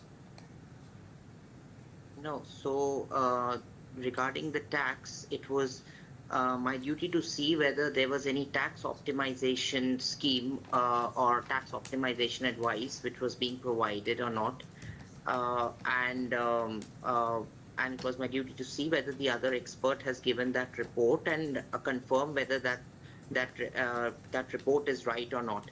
So accordingly, what I saw based on the evidence that was provided as per the pleadings and the court records, I could not see any tax optimization advice. So that was what I believe my duty to see that. So that does not make me incompetent or competent as regards whether I have worked in any Czech law or any Slovak law. We'll come on to the tax optimization scheme. What I just want to establish is how your previous experiences allowed you to provide a report in circumstances where this involves Czech Republic, UAE and Slovak matters. So should I answer that? Please. Yeah, so see, accounting norms and tax laws usually across the countries are quite similar, and when I'm viewing anything from an accounting and a tax angle, mostly any accountant of any country would be reaching almost similar conclusions because as such there are no legal issues being involved here. The scope of the proceedings was very limited to certain facts which I had to see, and I had to comment as an accountant about those facts. But I put it to you that the conclusions on tax schemes would be accurate if you had knowledge of tax laws of Slovakia or Czech Republic, yes? No, not at all. I don't require any knowledge of tax laws of Slovak or Czech for that matter. Because if not, wouldn't there be discrepancies? No, not at all. Because the scope, as we can see, was to see if there was any tax optimization advice being provided or not. And so that does not require any Slovak or Czech tax laws to see. Let's move on to this now. This tax optimization scheme. Can we go to 8661 of your report? Are you there? Yes, I'm Yeah. there. So paragraph 30, can we see here, if you just take a moment to read this, you conclude that in your professional assessment there is no accountancy or documentary basis for suggesting the first defendant implemented, advised on or participated in any tax optimization or evasion scheme. The transactions appear to be commercial in nature and aligned with standard group management practices. That's your conclusion, correct? Yes, that's my conclusion. So can you explain to us what exactly, in your professional understanding, is meant by the term tax optimization scheme? A tax optimization scheme means that any sort of an arrangement which leads to any tax savings, which is the arrangement is devised for the purpose of tax savings, which means to say when the arrangement's purpose in itself is to save tax across the group. In that case, we would say that the arrangement is called tax optimization, or in a more crude sense, a tax evasion scheme. But did you set any criteria or factors or test, if you like, for identifying such a scheme? Yes, I did. What My was primary reason to say it is not a tax optimization advice or a scheme were twofold. One is the mere fact that based on the evidence and the pleadings and all the mails and all the WhatsApp chats and etc. that were provided to me, based on all that, there was no there was no reason which was given that tax was the sole reason to incorporate the company in Dubai or UAE. And the second reason is that when Mr. Miloslav Makovini is a tax resident of UAE, and Ms. Kapova has a residence in UAE, so in effect it makes perfect sense to create an organization or a structure in UAE itself, and the sole purpose of the structure is not to evade or optimize any tax across the group. It was created because I believe that it was because it made perfect sense for proximity purposes that you make Dubai as the company, as a holding company. So, with respect, all I asked was if you set any criteria. I didn't ask your opinion on why the witnesses. This is the criteria. Correct. This is the criteria. So I just wanted the criteria. So, as a matter of principle, is it not correct that cross-border intercompany invoicing may be used for tax optimization, in your opinion? It can be used, yes. Okay, and again, in your professional opinion, and if we consider the facts for a second, would you also accept that charging large consultancy or management fees by way of mere invoices without clear deliverables may shift potential taxable profits between entities? It can do so, yes. So what I want to ask here then is, invoicing in such a manner, can that be used to wrangle out, if you like, of any tax liabilities? It can be used, but it depends as to what the nature of the transaction is. The pure invoicing without any basis, it can be done. So it's not impossible. It can be done, correct? Yeah, it's not impossible, not at all. And you're aware that Pollux FZE, which is a UAE company, issued substantial invoices to PTS and PTSK, correct? Yes, I'm aware of it. And these invoices were for six-figure euro amounts, yes? Yes. And they also didn't contain any detailed descriptions of work done, yeah? Yes, they were backed by consultancy agreements, but the invoice itself did not contain any detailed description of the works done. Well, let's just go to your supplemental report. So it's 8657. And if we can go to paragraph 13, you say in your report, any proper tax assessment should focus on the arm's length nature of the fee, not on repudiating the invoices, correct? Yes, So yes, but that is for PTH, not for Pollux. So look, Because arm's length analysis is works primarily on related party transactions, and Pollux and Pollux and the Czech company were PTS were not related parties. So arm's length does not work. So yeah. okay. So what we're trying to understand here for these proceedings, was there a tax optimization scheme suggested by Mr. Makovini, and if there was one? No, there was none, because see, in case of any tax optimization or so, and I'll just take 2 minutes of your time, how things actually work is that that primarily happens in case of related party entities, in case that is in case there are no basis for it. So a typical tax optimization structure would never work on unrelated parties. Pollux is an unrelated party to PTS, which means to say that PTS has got no common shareholders or directors or some sort of no relatives, and Pollux is Mr. Makovini's own company.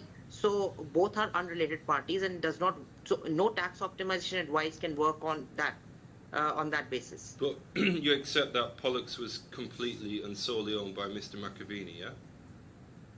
I believe so.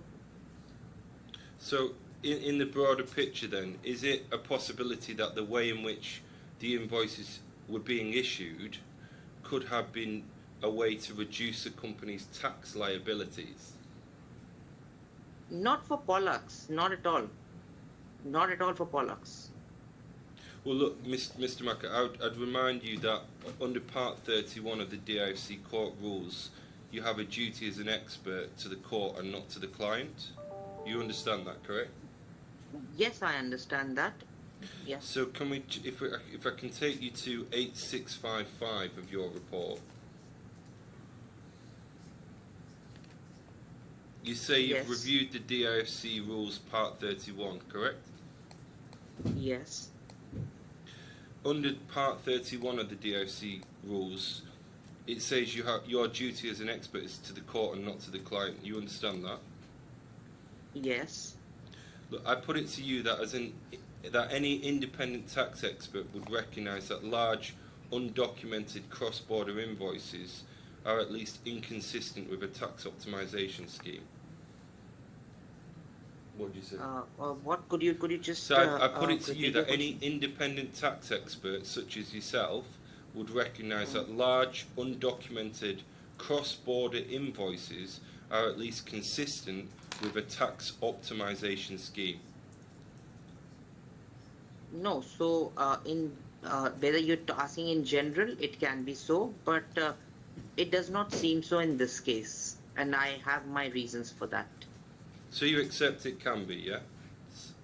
Yes, it can be, Okay. but not in this case. And why so? It's because Pollux is an unrelated entity, firstly. Secondly, it was backed by agreements, which was the first consultancy, second consultancy agreements. And thirdly, for any tax optimization structure, the benefit has to flow back to the original person who's for whom the tax is saved, which means to say that if PTS is paying to this entity, Pollux, then accordingly, Mr. Makovini or Pollux or its related entity should flow back the benefit of the tax optimization back to the company, which in other words, if a bank transfer is being made by PTS to Pollux, then either Pollux has to pay back or else Mr. Makovini has to pay back the original beneficiary some amount in cash or by way of some other invoices or some other way, so that the entire loop gets closed. But in that's case of the third party payments, but this is and this is a third party payment. Well, So that's why Mr. Makar, sorry. You understand that Pollux Yes. was completely owned by Mr. Makovini. You understand, yeah? Yes, yeah. So, again, we're asking in general. You also understand that these consultancy agreements were backdated? Correct? Yes, I understand. So, so yeah.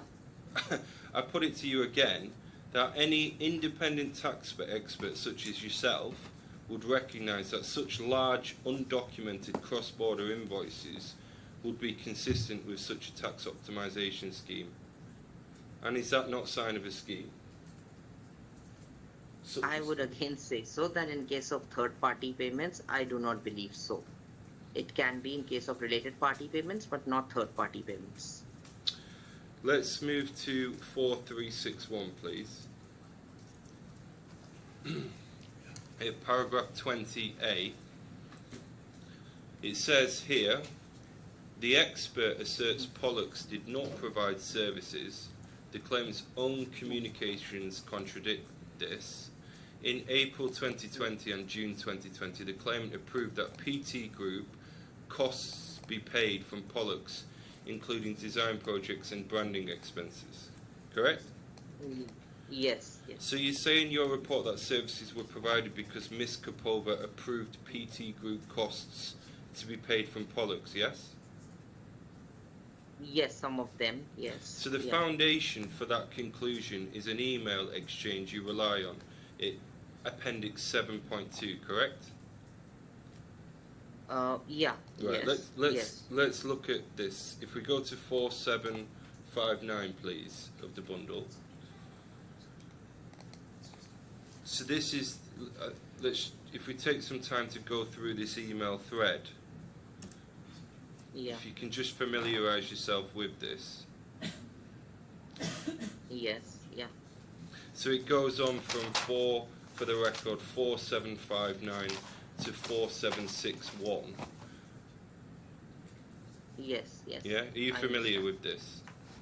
Yes, I am.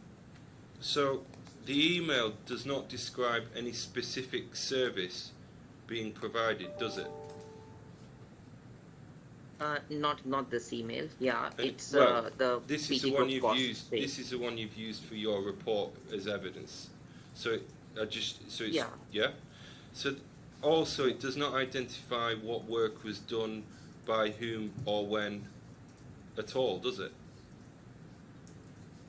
Yes, so this is regarding the PT Group costs being paid from Pollux, one of the emails which was there. Yeah. But it doesn't even say that Pollux was providing a service to PTS, does it? No, not this one, In not fact, at all. the email does not even specify which company the business cards refer to relate to, does it? Yes, you're right. And there's no reference to PTS at all, is there? There's no reference. And the amount referred to in this email is €1,980, isn't it? Yes. Is this not a small amount, correct? Yes, small amount in the largest And a email. one-off amount, yes? Yes. So there's nothing in the email linking that 1,980 to the total payment of €1 million that you rely on elsewhere, is there? No, not on this. Yes, that's true. So would you accept then that an isolated one-off payment of €1,980 cannot on its own evidence services worth €1 million? Yes, that's right. Not on the basis of this email. So Yes.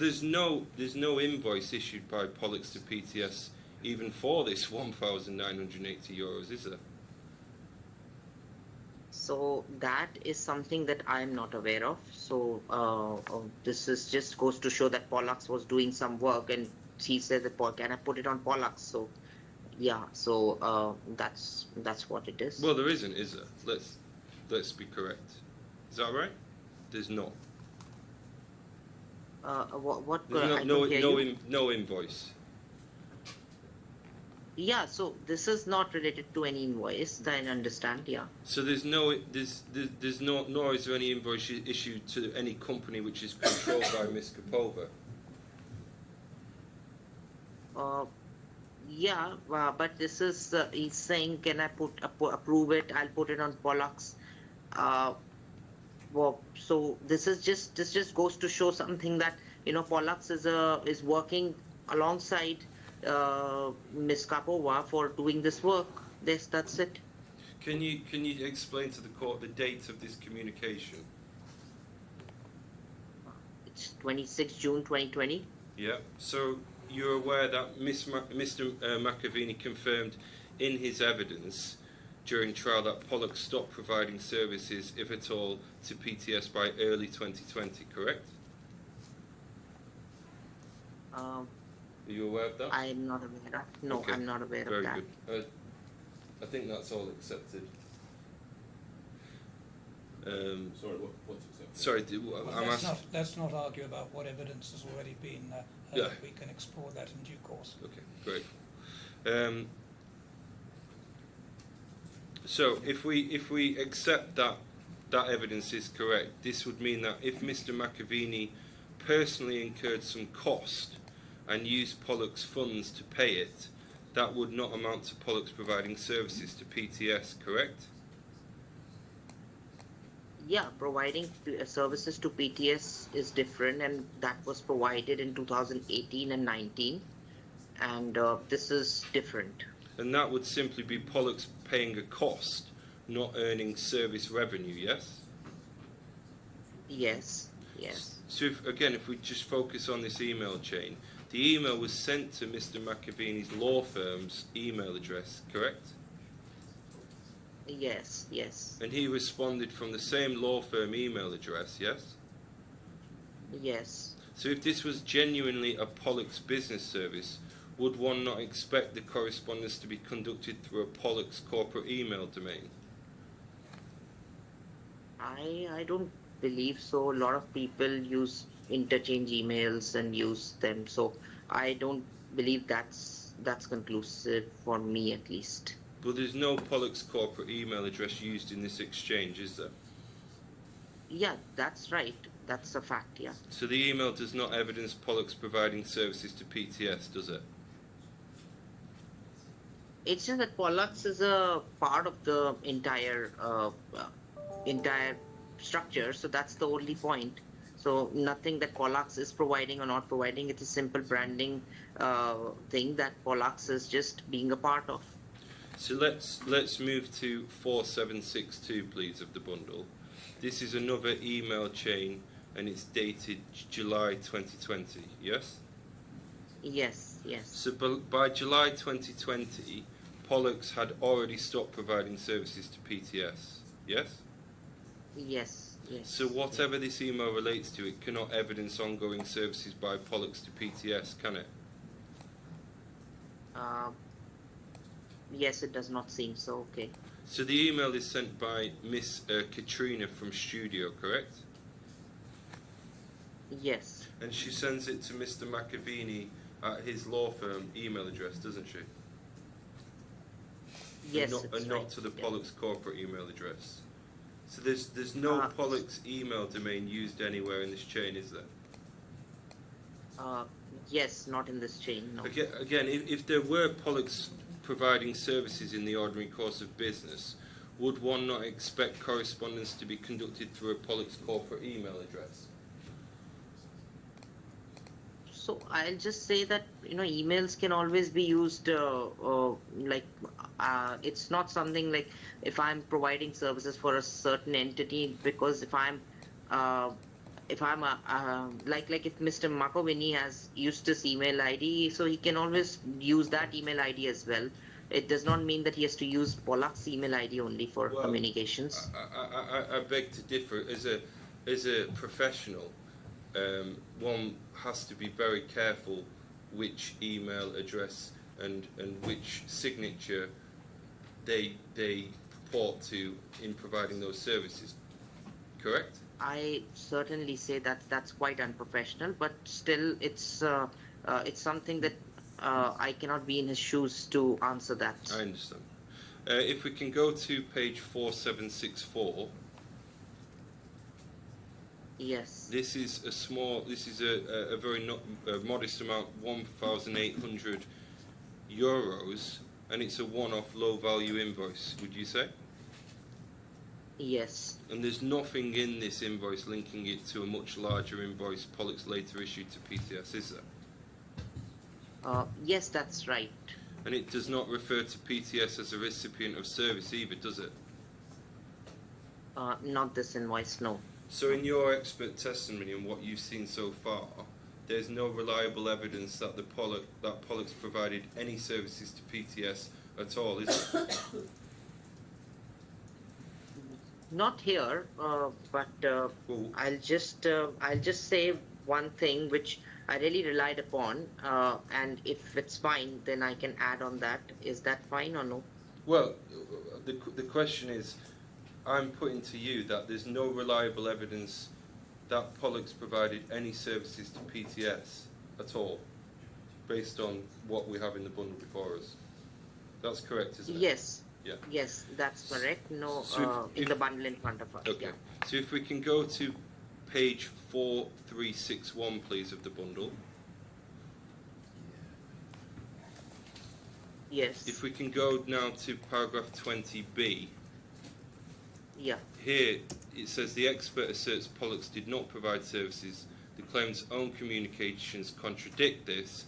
The claimant's Czech accountant confirmed in January 2020 that Pollux invoices were treated as ordinary supplier invoices for audit purposes and asked the claimant to verify recording on the Pollux side, correct?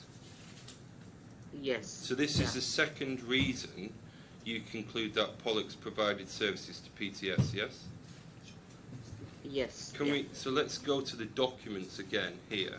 So let's go to 4765 of the bundle, please. So this is an email from Miss Kapova to Miss Lonkova, correct? Yeah, and I'll just put it one thing here that in my report, this appendix eventually was was wrong. So can I put forth the correct appendix if at all it would have been there? So because I have that in front of me in the bundle. What? So you're saying, well?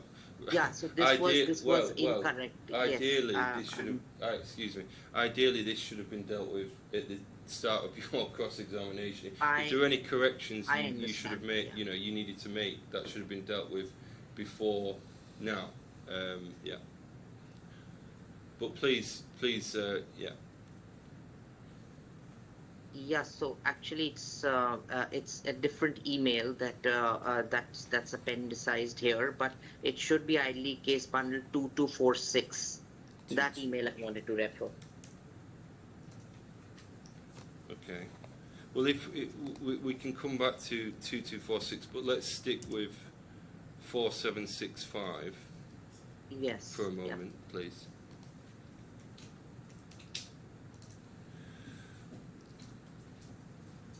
So, this email, Mr. Makovini is not included in this correspondence, is he? Yes, yes. And it's not an email exchange involving Pollux management. Rather, Yes, it relates to exactly. final tax return, doesn't it? And it concerns Yeah, tax so- compliance. Yes. So there's nothing identifying any services being rendered by Pollux to PTS. Yes, so this is not the email. Yes. So in your report, you explain that the claimant's Czech accountant confirmed in January 2020 that Pollux invoices were treated as ordinary supplier invoices, correct? Yes, yes. So if we can go back to that email exchange again. Which page number? So we're still on 4765. Yes. Yeah, there's no statement or information in that where the accountant confirms that Pollux invoices were treated as ordinary supplier invoices, correct? Yes, yes, that's Or right. there's no confirmation of accounting treatment of Pollux invoices at all, is there? Yes, so not in this email. Yes. So given that this email is dated June 2021, not January 2020, that's right, isn't it? Yes, that's right. So the document cannot support your statement about a confirmation in January 2020, can it? Yes, yes. And the reason I mentioned is it was an error or to include this document. There was another document which I wanted to refer to. So let's just go to that one again. Which page is that, please? It's 2246. Just give me a moment just to read this, please. Yes.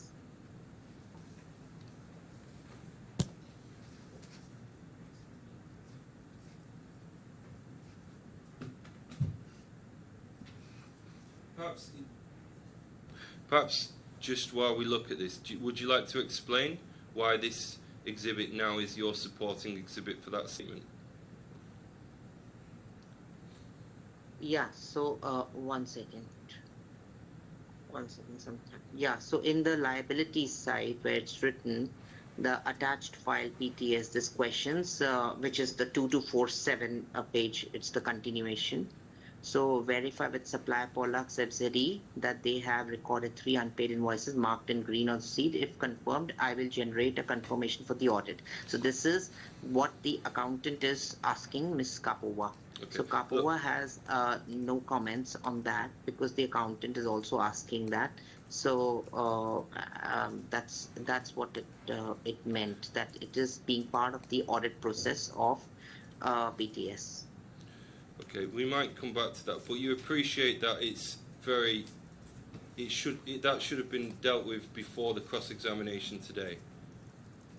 You should have corrected understand. that, correct? Yes. So let's move on to the second document, which is you rely upon, which is at 4768 of the bundle.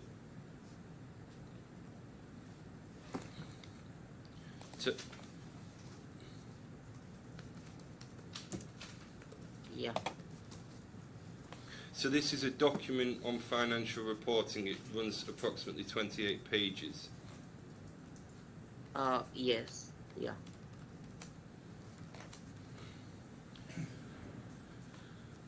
It's scarcely legible.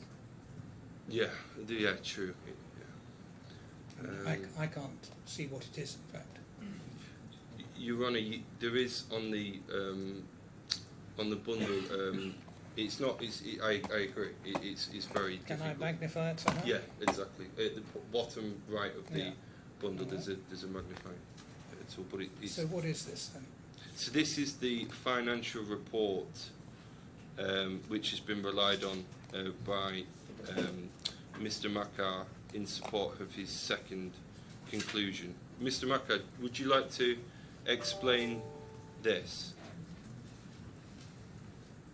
No, in this point, as I explained, the appendices have been mentioned incorrectly. So this appendix also does not, it's not relevant for what was there. So this is in fact something different, not this appendix. And I really apologize for that.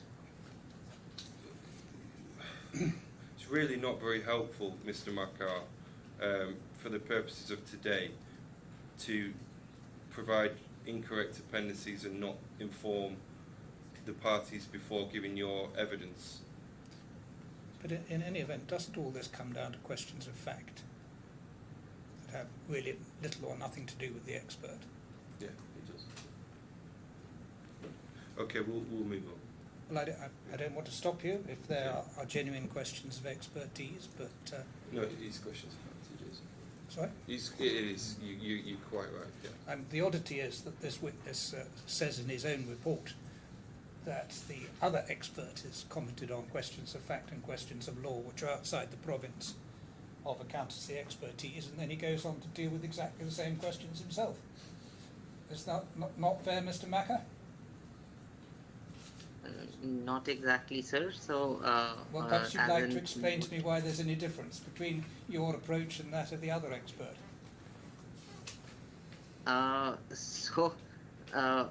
Anything specific in that? So I don't understand that. How? Well, all you can deal with is accountancy principles. And Yes, you exactly. can't tell me what the facts are that I've got to find. And just to take an obvious example, you said no third party, no comeback, so to speak, on the Pollux invoices and payments by PTS to Pollux. But if I was to refer you to some evidence from the claimant that the idea was that payments would be made by PTS to Pollux, and Pollux would then pay on the sums it received to another company of the claimant called PTFZ, the point would be entirely different on your analysis, wouldn't it? Yes, sir, it would be. So if that's this what was the facts, specific. if that's what the facts were. So it all depends Exactly, on facts, yes. doesn't it? Yes. Yes. You, yeah. Yeah.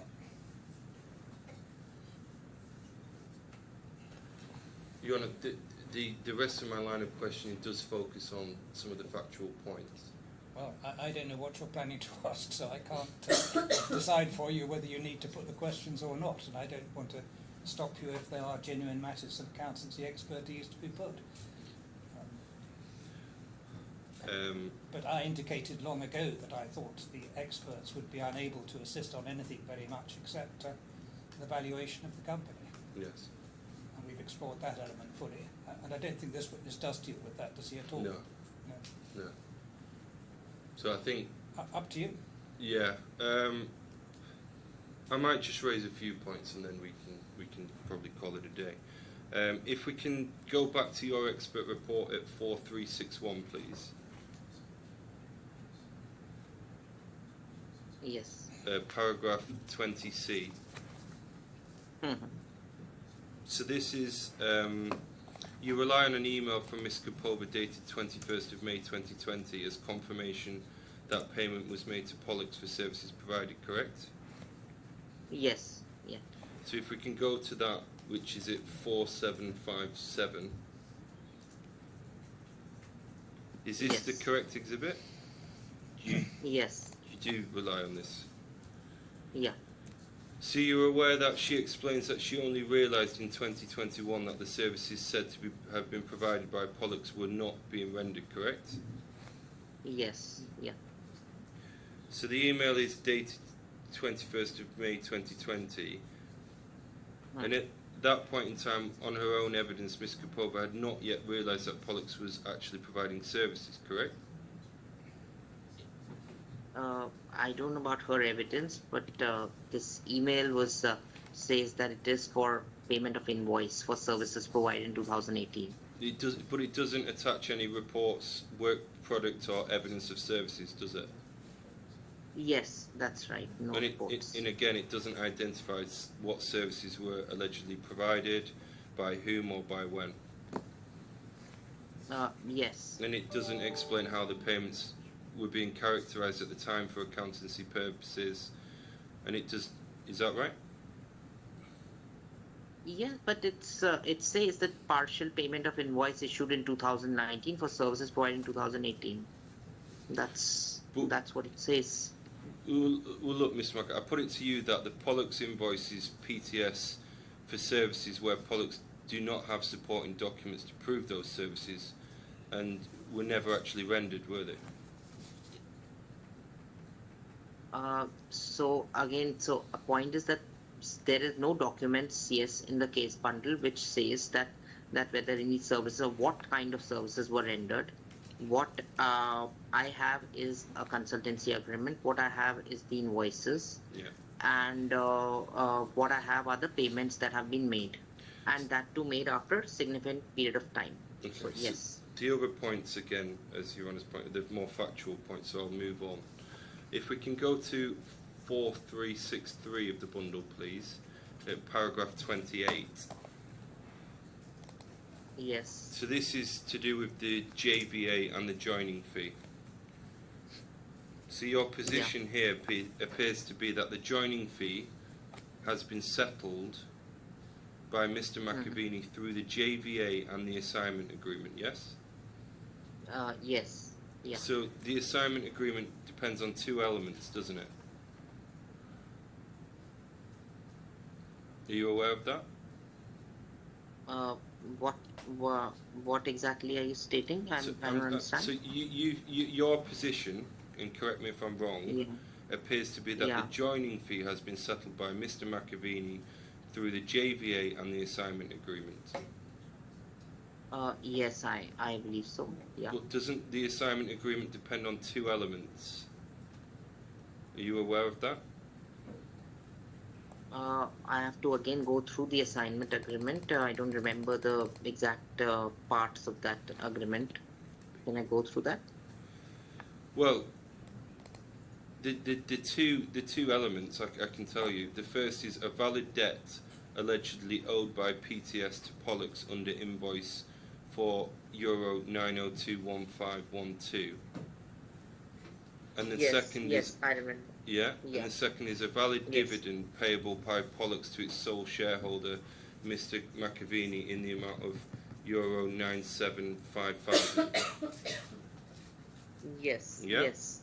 So if these two elements fail, the assignment agreement cannot settle the joining fee, can it? Yes, that's right. So if we start with the Pollux invoice, you've said that the invoice is not creating an inexistent debt, yes? Yes, so I said that it creates an existing debt. Yeah. So Well, that's the same it's thing. not creating an inexistent debt. So you accept that an invoice only creates a debt if it reflects real services rendered, correct? Yes, correct. But you've not produced any document evidencing the actual delivery of services under the invoice, have you?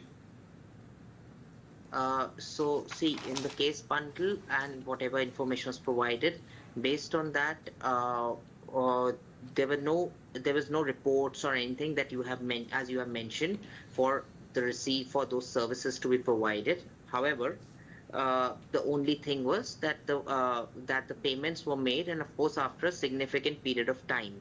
And once those payments were made, I accepted the invoices as genuine because they were also backed by agreements. So, like as an accountant, if I have an agreement in hand, if I have an invoice in hand, if I have the payment in hand, these three things should ideally make me certain that services have been rendered. But is it correct that under accounting standards, invoicing alone does not create revenue or a valid receivable without performance? Yes, so there has to be a contract in hand, there has to be a performance obligation, and the transaction price has to be there. So in those things, based on those things, the revenue can be recognized. But if the services were not rendered, the invoice does not give rise to revenue, does it? Yes, if the services were not rendered, then yes. So if there's no revenue, there's no valid debt owed by PTS to Pollux, is it? See, again, yes, you are right. The only thing which made me further investigate this aspect was the fact that the assignment agreement was signed by Ms. Kapova also. So that just meant that just sort of reinforced the fact that if someone is signing that, paying for it, so I just believed as an expert that that the services were provided in that case. But how?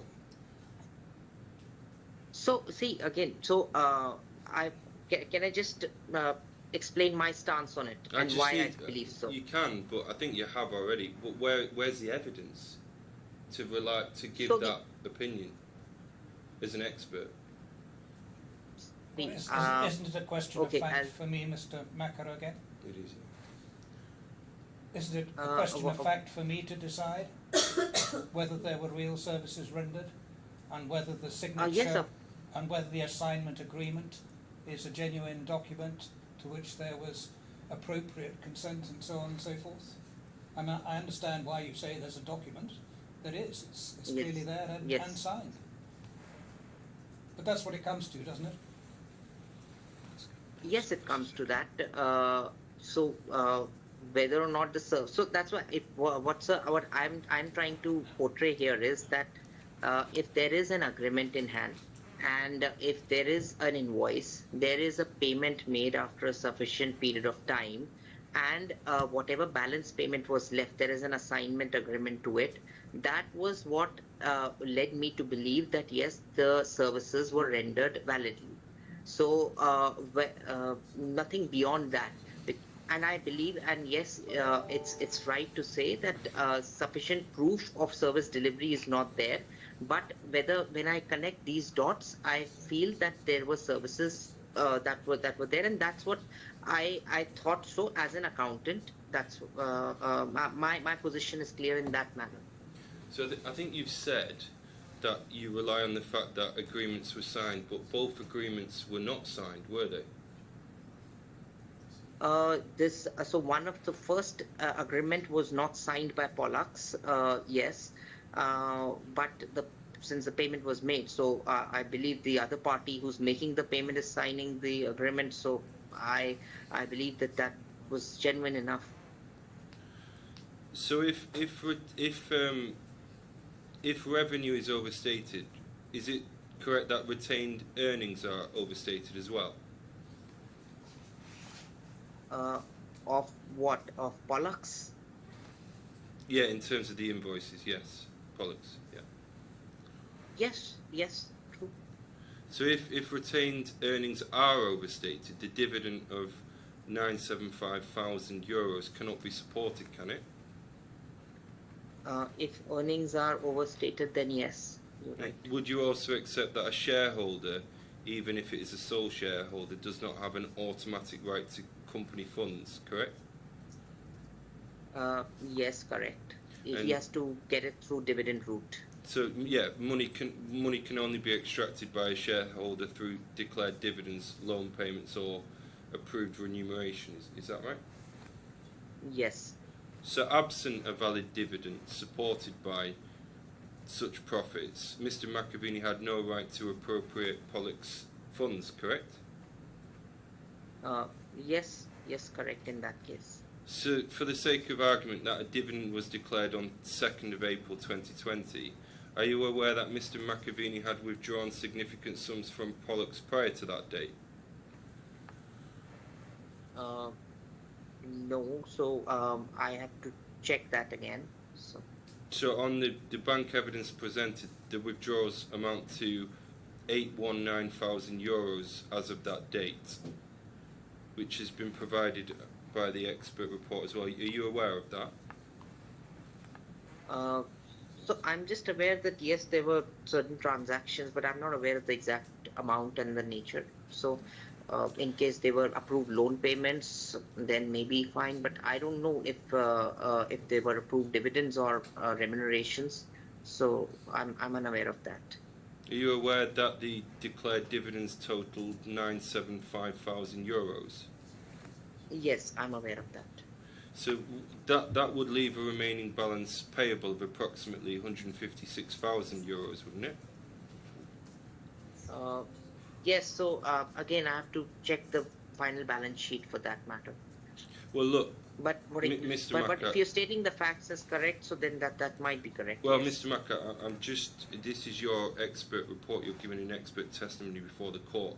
I was under the understanding you would be aware of the numbers as an accountant. Not the Pollux numbers right now, but you can direct me to the specific page. Then I'll be able to guide. So then I'll be able to see. Well, look, let's bring this together because, again, so if invoice 200702 is unsubstantiated because there's no valid receivable to assign, and if Pollux lacked lawful distributable profits because there's no valid dividend to assign, essentially there's no valid receivable and no valid dividend, is there? If the 200702 invoice is invalid, then yes. Your Honour, aren't we all back in, still on the fact-based territory, as well as legal conclusions? It's all completely irrelevant for this expert. Completely irrelevant. We're wasting valuable time.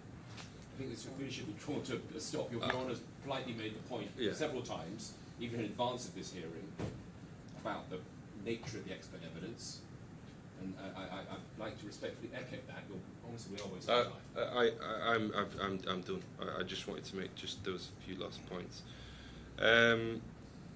Yeah, that was that. They're my questions. I'm finished. Thank you. Thank you. Any re-examination? No, Your Honour. Those are all the questions for you, Mr. Bakar. Thank you very much for your assistance. Thank You're you. free to go. Thank you. Thank you.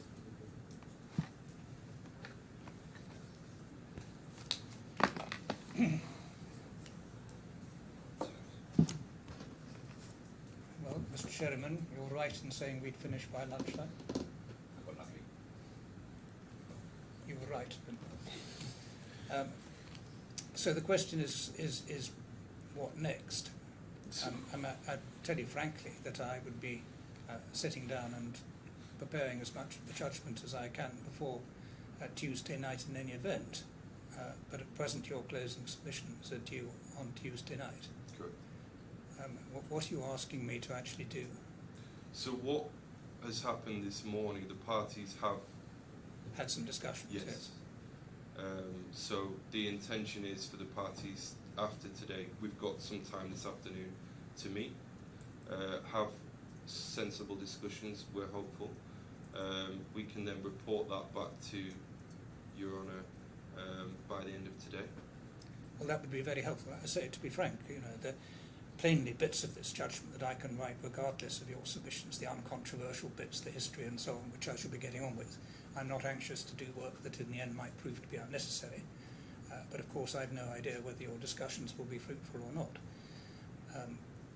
At present I'm not inclined to give you beyond Tuesday night for closing submissions, on the basis that if you are able to sort something out, you ought to be able to sort it out this afternoon whilst everybody is present.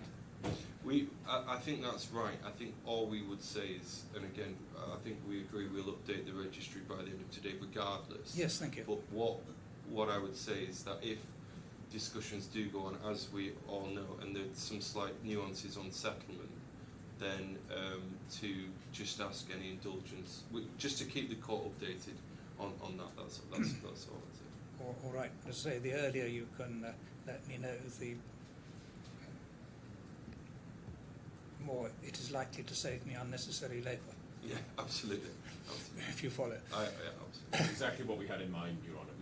Yes, and indeed it's blindingly obvious that whilst you've got everybody here, there's much more likelihood of parties doing a deal, even if you can't tie up the exact wording. Yeah.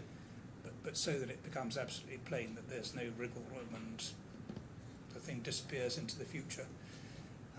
The parties have already had efforts to settle and not managed it. So I simply encourage you to get on with it and sort something out. All right, thank you very much. I'm grateful to counsel on all sides for all their assistance thus far. And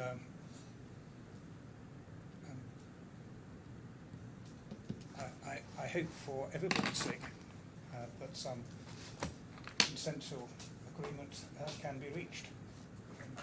The judgment, when it comes, is unlikely to be palatable to either side, it appears to me, as matters currently stand. So, see what you can do. Thank you very much indeed. Thank you. All rise.